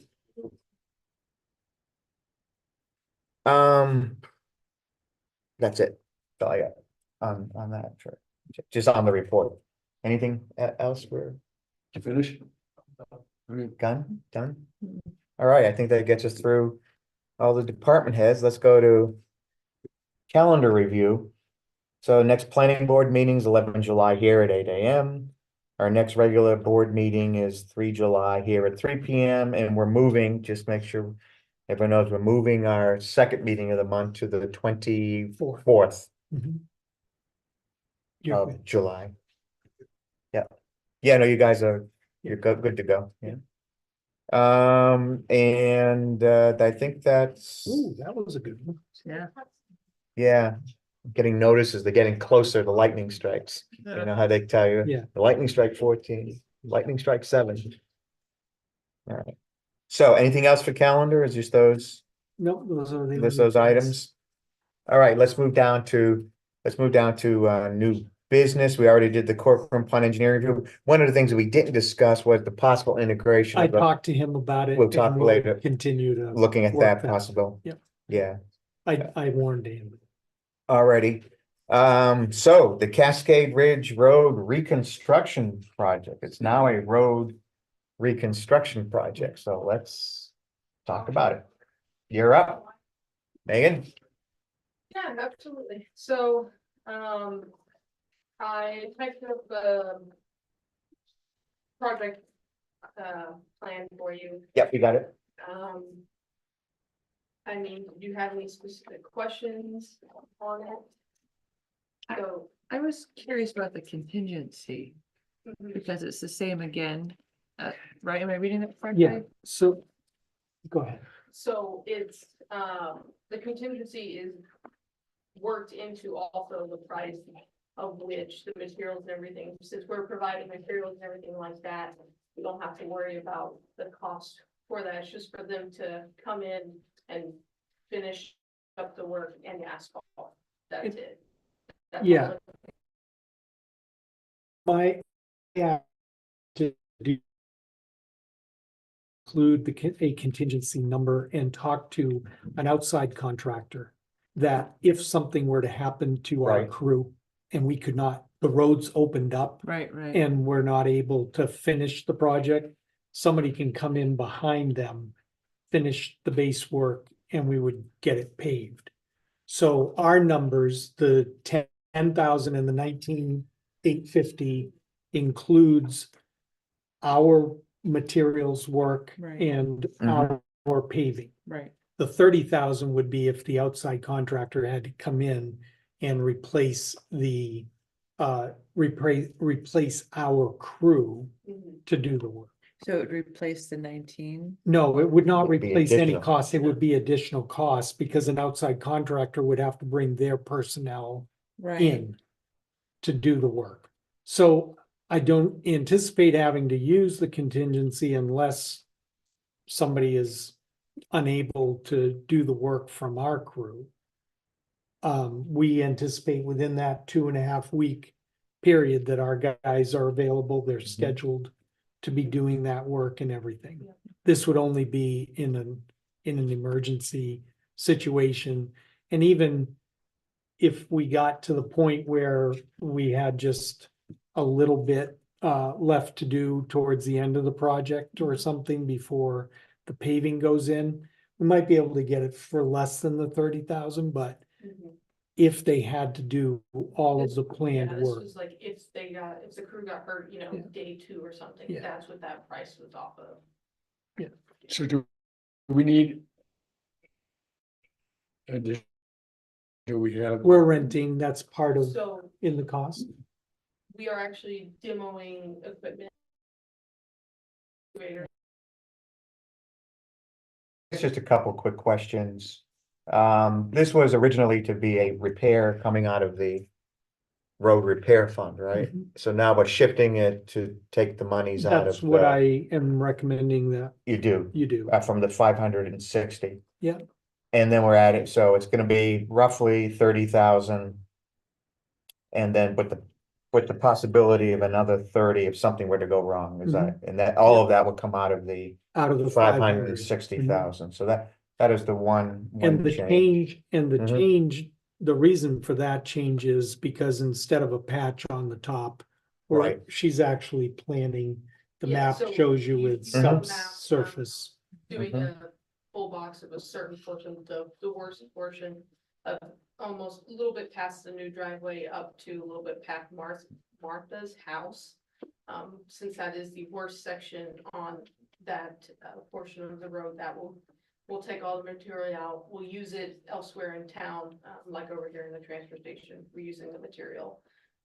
Putting good material down, compacting into what it should be, bringing it up to grade and crowning it how it should be, so we put the water where it's should go, so it doesn't affect, further the houses further down the line of the road, making sure it all drains appropriately. And all the material you see, in BBTS's parking lot, we have pre-coordinated with them to, set it there, but all that material is not fully going into Cascade. Some of that is also FEMA related, that's going into other portions, in town. So have we done as extensive project as this in-house before? Not this much this is our first go at it. So we feel comfortable that we, We'll give it a try and Mhm. I think this is an area of road, when you look at our road repair plan. You're talking 2 years out for our major rebuild, On right? It's in Cascade, right. 27. Right, So actually, 3 years from this summer. So Mm-hmm. this gives us the opportunity to look at it. We may be able to extend that out another year or two or more. I think that the additional pavement that we're gonna be putting down is gonna be able to be worked into the base when we do the full rebuild. So I think it's money that's well spent to do it. Megan and I have talked, I'm concerned. We have 2 to 3 guys that'll be working on this project. Not counting her. But if somebody does get hurt, that's why I asked about the contingency for her to go out and coordinate with a contractor that can come in and finish it if we run into a problem. So would that be Piper? Well, I don't know who, I who to do hadn't that. talked to Piper yet because her schedule was busy and I. They're not in town during this time Okay. frame, during this 2.5 weeks, so. Either other people, I am getting more quotes, actually. And we'll try to more- lower that number. what was the base, I mean, what was the repair cost that we were looking at when we first identified it as a repair as opposed to a reconstruction? Is it comparable? It was comparable, yes. It would have been the same asphalt wise. Asphalt wise, yes, it was the same. There was a little less of the base work. So the $10,000 number would have been less. But Nice. So the risk here is if we have to get into contingency and if it takes you away from any other jobs that need to be done as well, since you can have so much of your crew tied up on this for So 2.5 we weeks. Pre-planned this, making sure that all the other work that, we need to do in town was already set out. That's why we've had GSM here, getting things done. We've, replaced this culvert down here. We've been doing a lot of the smaller work that need to be done, before this July date. So that way our sole focus would be this road. If there's things that come up that are emergency, like if we have to help Dylan with anything, water wise, if something were to happen, or if, Valley Road happens to cave in or something like that. Like, Um, right. Well, I mean, that's the real issue, I think, because you are a small department and this is gonna basically tie you guys up for 2.5 weeks. It's not so much a money thing. Well, but it's potentially good savings for the town too, so, well, the contingency number shows us yeah. what the potential, Mhm. part of the potential savings. So And part of it will be rolled into the 2027 project, so. So obviously the people who live up there are gonna be able to get through and Yep. the contractors. and- So we're gonna do it just like, Piper and Historic, we're only gonna do one section of the road at a time. So that, and we're gonna backfill it so that way people can drive over it, until it gets paved. I've already been talking to the residents and the contractor that is still working up there. Okay. And I'm gonna be putting a flyer out so that in everybody's door, so they can also see that. I'll post it out on social media, so. I'm sure they won't complain. well, no, and it is to address the concern That- and the right. problems we've been having with winter maintenance on the road Especially that curve. during this interim, because we did move the project to the later date Yeah. in the. And this is all gonna work with that house that they're still working on, Yep, I've already touched Talk to base them. with the contractor. right? Any other questions on this project? Mm-mm. All right.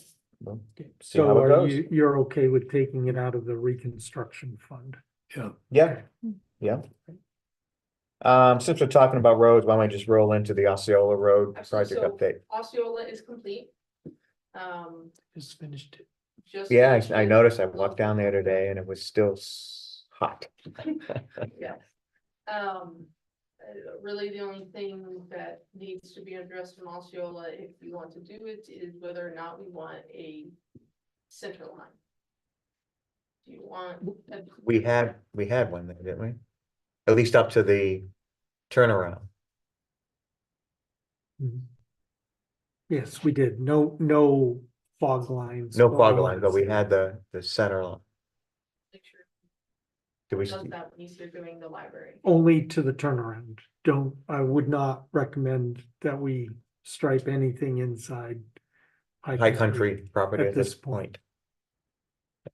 I assume they'll also be working on the edges and cleaning all that up as well. Oh, yeah, they gotta backfill the Yeah. edges. Yeah, Mhm. so it's essentially, and that's really, except for now for this Cascade. Road project, this kind of is it for roads until September, until October. noon peak. Mhm. No, not. Yeah, noon. because- I'm sorry, Jennings. Jennings Peak. We did just Yeah, thank you. receive. We the just did conceptual today, Designs from Josh today. this afternoon. Okay, So, I sent them to the appropriate parties, so we're gonna take a look at it, make sure there's no adjustments that need to be made. But Piper was included in that email, so they also have the plans to be able to Great. start giving us a call. so no more 7 o'clock. Start times, the smell of fresh asphalt wafting through the town. And 8 o'clock in the morning, 9 o'clock in the, All done. we're all done for this summer anyway. Fingers crossed. Okay, any questions on roads at all, either project or roads at all? Good. All right, we have something called PA 28 to review and then approve. It's And our here it comes. annual, whether or not we are Right. gonna use Right, the taxpayer inventory blank, which we do not use. This is it's an Yep. optional thing that the state allows us to do if we want to use them. Where taxpayers can submit a self information on their property. There's a whole list of requirements for the process that administratively does not add a whole lot of value to okay. properties here in town because of the condos and everything else. So So, we don't do it. We So do you need me not to do sign somewhere? or- yeah, I'll circle, but we are not going to be using. All right, I'll let PA you 28. check that. Yep, and then just sign it at It bottom. says as assessor. Assessors. As assessors, You are, all three of us? you are the town board of assessors. Right. Yep. All right. So, And if we can enter a vote, yeah, if we can Yep. just enter a vote for Alright. not doing it. what's today, the 19th? Today's the 19th. All right, so I'll make a motion to not do the inventory, utilize PA 28 inventory of taxable property. I think we have a unanimous vote. You have a unanimous vote. Sign it. Yep. Right. Wastewater transfer facility update. Transfer facility. I'm sorry, Wastewater treatment. treatment facility. It all kind of melds after a while. Bob's gonna sign it. Was to ship it down. Ship it down to somebody else to deal with. Little awkward out. Why not? Yeah, there's big pipes. Yeah. I unfortunately, I don't have much of an update for you. Okay. The only update I have, Steve can actually elaborate more than I can, maybe, we did receive a modified version for Black and Beach. Because we need them to adjust the way that they're structuring. Because of the state's preference, because again, we're submitting these for reimbursement. Mhm. See if you have anything you want to add to that. Yeah, We're on the wastewater treatment facility. Issue 8B. Dylan just briefed that we received our first invoice from Black and Beach. We received one about a month ago, but it was not in the format that the state would like it to be in. The format that they like to see when we submit a reimbursement is the invoice broken out by task. So we have 9 tasks that will be ongoing throughout this phase of engineering and. Why do you care? 3 or 4 right now? That's worth. 4. So they were able to correct that invoice and get it to us in the format. I guess we're taking their money, we gotta play by their rules. That's all it is. Bottom line, got it, all right. We're getting it together. Yep. In their format. That's it? That's That's That's the it. exciting news. Yeah. Uneventful week or two. All righty, Dumpster regulations. Well, we Municipal made the changes Solid waste, yeah. and forward them on Yeah, to you. I And was- if you're okay with them, Okay, let's Yeah. schedule the public hearing. schedule a public hearing. So I sent in a comment about the sticker on the back of the. Sticker on the back. It said that you put the stickers on the back of your rearview mirror. Did it not get changed? I don't have it in front of me. Oh, this is language in the, Language in there. oh, I Yeah. missed that. I'm Okay. sorry, I did not, I don't remember So, I seeing mean- that email. I mean, we have a sticker that I think we put in the window, not on the back of your hanging from your. Well, we're rearview- gonna have No, a not the hanger, placard. we're gonna hang a We're gonna have the placard, remember placards. we had talked about going to a placard rather than the stickers. Right, but right now we get stickers. Right now, we have stickers and those go in the windshield. But, That was a 2-year thing, right? yes, so it'll be changing in 2025. So next year, we're gonna go to the placard, Yes, that was the plan that we had talked about. right? Do you care about that? I mean, we'll change the language to take off the rear view mirror. Yeah. Sure, it's not accurate, so might as well Yeah. have a, Okay, might as well we'll have an we'll accurate. update it. Yep. Okay, All right, so we will have a public hearing. Steve will need to post that a week out, so next week we'll have to put that out. Okay. hopefully the property managers will, Yeah, we'll send Give us them, some we'll email. positive the input. Property managers a copy of the, Yeah, we've already warned them a little bit that it was coming. yeah, just well, hopefully they'll participate in this, it's the best it can be. Yep. Banners on light poles. So, you've seen, we put the flags up. Mhm. We did take down the banners off of Boulder Path Road. I did send them back to the company. It's a null cost to us to get the black ones. So they'll ship those back. So it'll blend in, yeah. And Wendy, was a little spearheading it, but working with the resort about getting, some custom banners made with, actual pictures of town. So like, during the winter months, having a picture, winter picture of the town and whatever you want it to say on there. But we are working with the resort to come up with some custom banners, larger banners to stick up on the 2 solar lights. Yeah, it just seemed more effective to have, fireworks with the town square in them versus just generic. whatever, Yeah, no, I think fireworks, whatever you think Or, would look good, know. let's give it a shot. and maybe even cross market the seasons, put fall foliage picture up or something along those lines. But yeah, Jamie's happy to work with us on it, so that should be able to move forward pretty quickly. I Great. think. Hopefully. And if I can digress, speaking of fireworks, everything is, I guess, Mhm.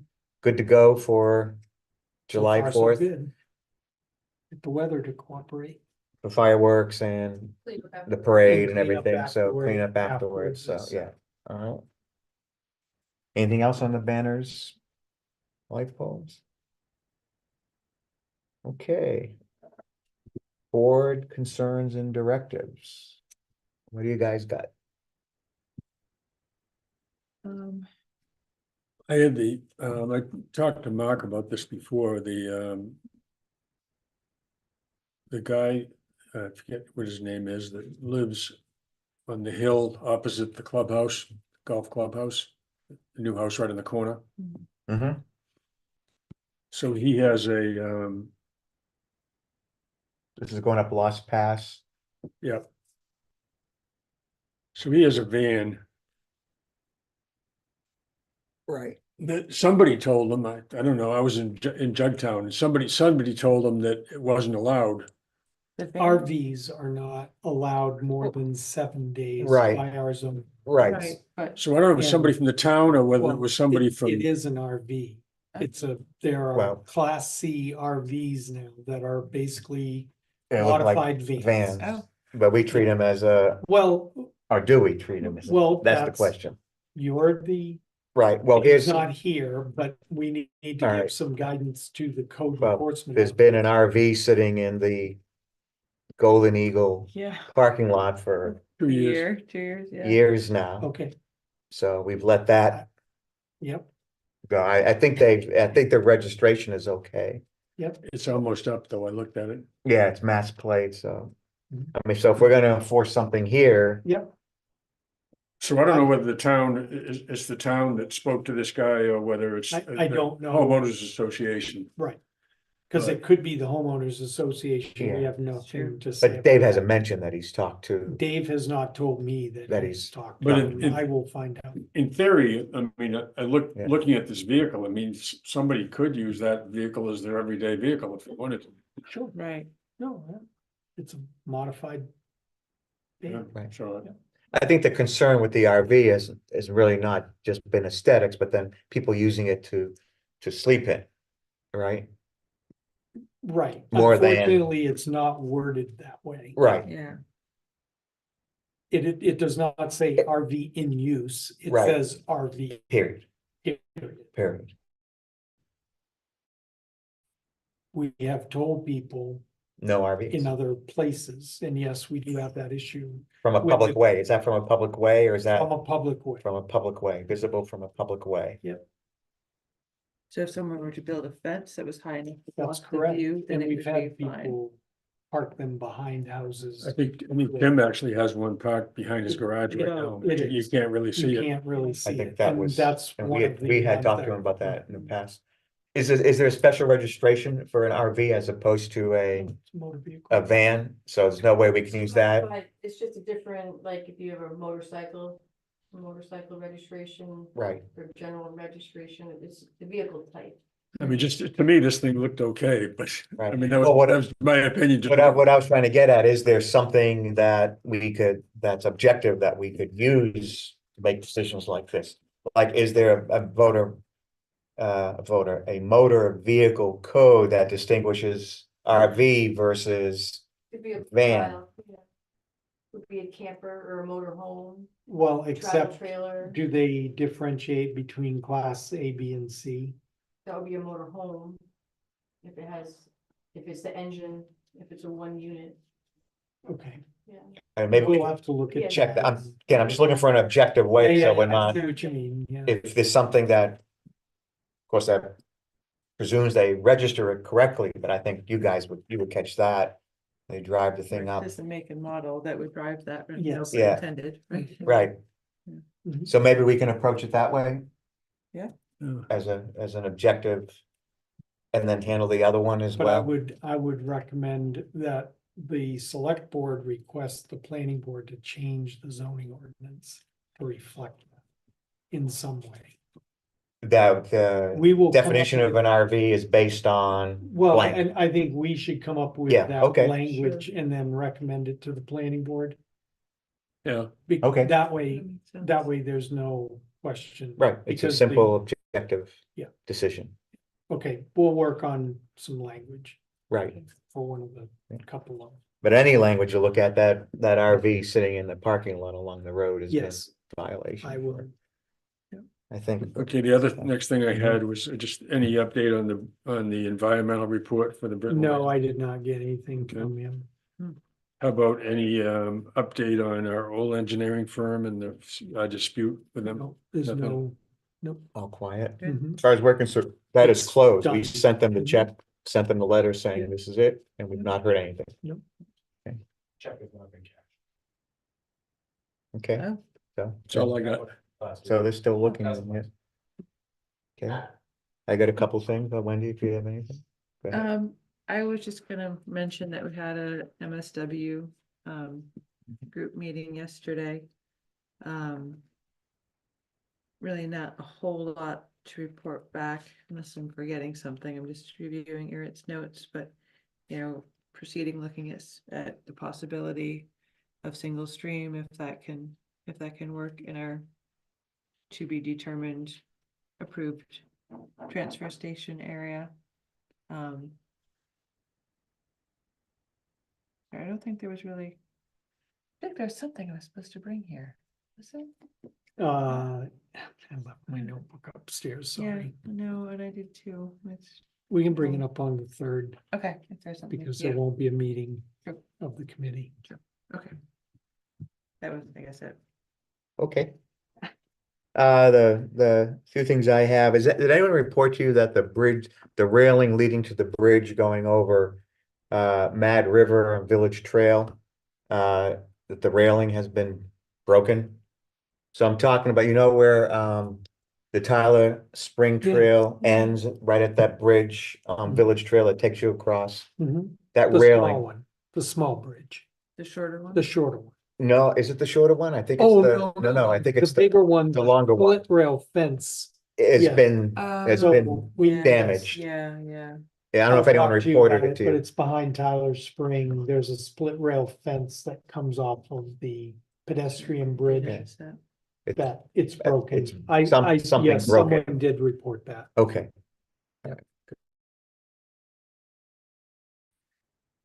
Any word back from Dick Safe on those utility flags on Snows Mountain Road?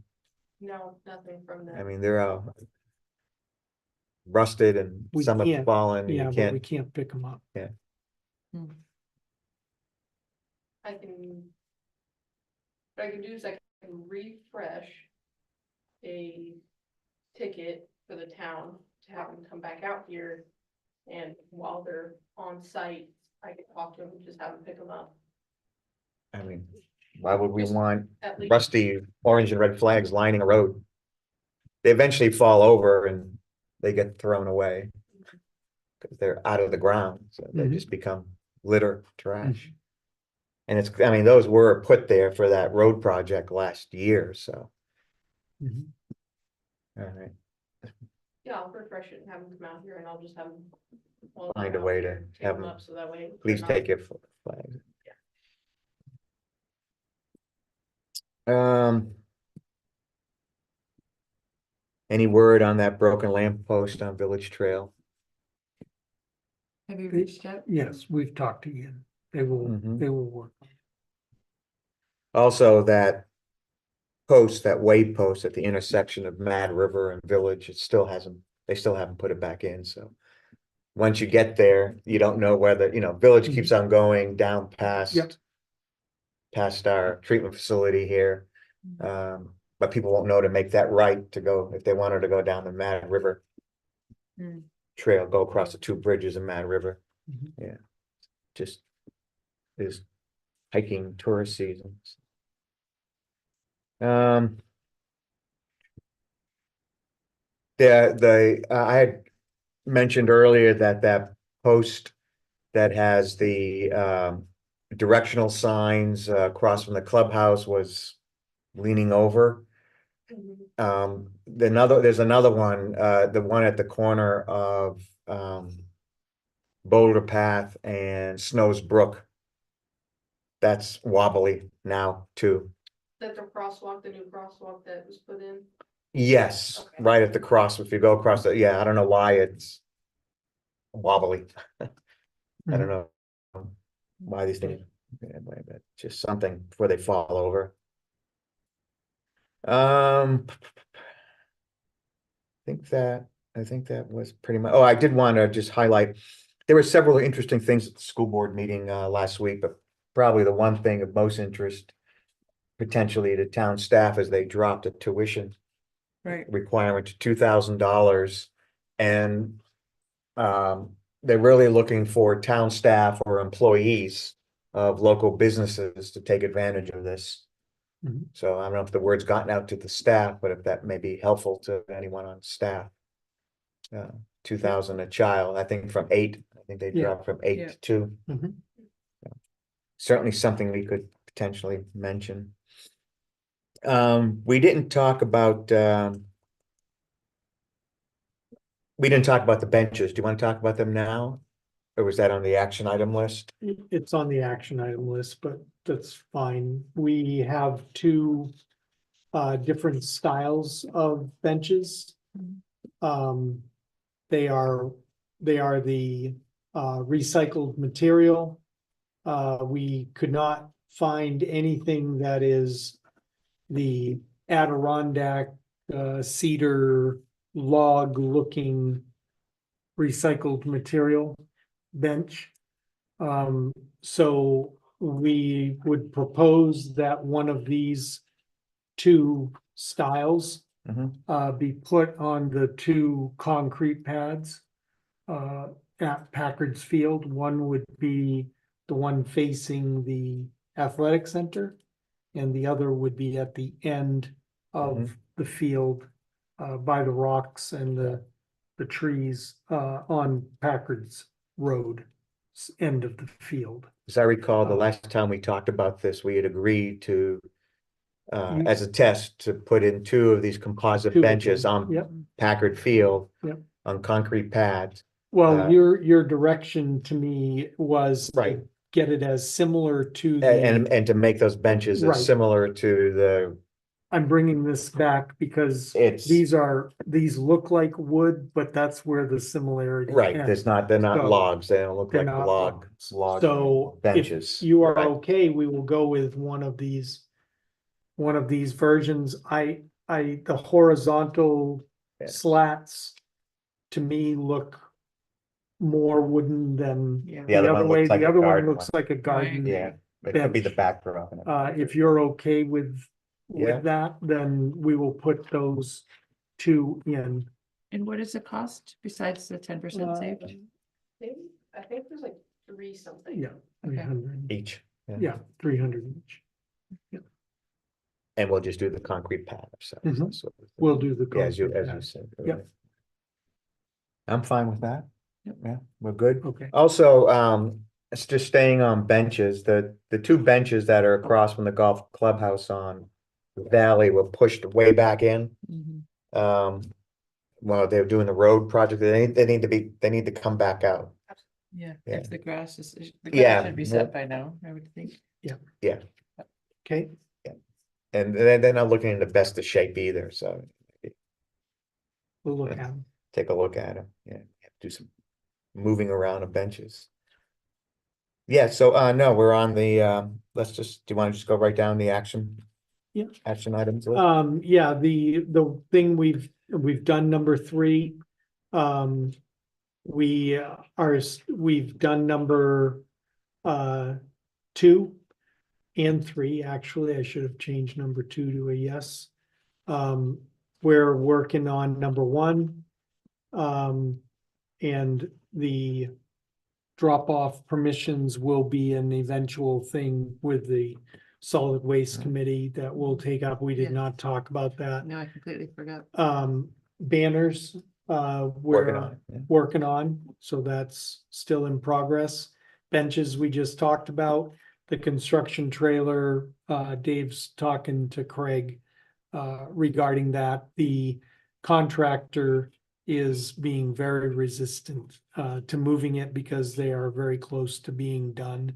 And it's between now and September, beginning of September, that he says he will be out of there. So, but Dave is working on that. Hmm. And then the trail letter to the Forest Service, Brooke and I have not worked on that yet. So I am adding to this list, the zoning ordinance change for RVs. Okay, From this meeting, is there anything else you want added? I mean, those things you just went over are just, Well, Yeah, it's there's quite minor a few things. things to do with. well, yeah, Yeah. and what that, yeah, that's Yeah. a whole separate. Yeah. These are just, the smaller things. no, Okay, I think, you're good. I mean, you took 2 or 3 off the list if you wanna, did. if you wanna. No, keep- I do if you not wanna keep want the to- same number. do not want to keep the same number. I'd like to see this shrink. All right, Okay. action item list, board concerns and directives, correspondence. And if no one has anything else for our regular meeting, we're, I got Okay. a quick thumb up. If you wouldn't mind, just one quick update. yep, Just at town hall last week, we, right at the entrance of town hall, we mounted a drop box Oh. for after hours payments. If anyone has the desire, I didn't even notice to it. come by and drop off a property tax bill or water and sewer payment, there's now a box. We didn't post anything on the website yet because we just wanted to, let it sit for a little bit and figure out if it's in the best spot, if we get any commentary, but we'll plan to post something on our website within the next week or two, just letting everybody know that it's there and, Great.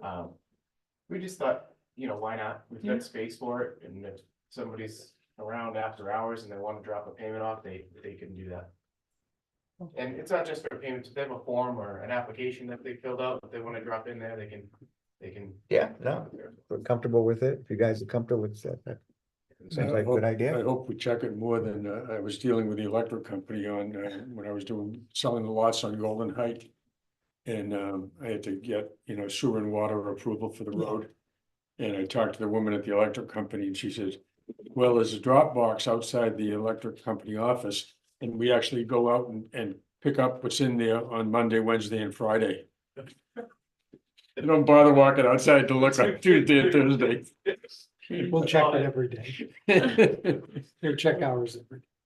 Could be money in There it. Check, can be, check, we'll take checks. Yeah. No cash, Exactly. checks, so, right? okay. Alrighty, so I will entertain a motion to go to non-public. Yep. Just one personnel item for you, please, for non-public.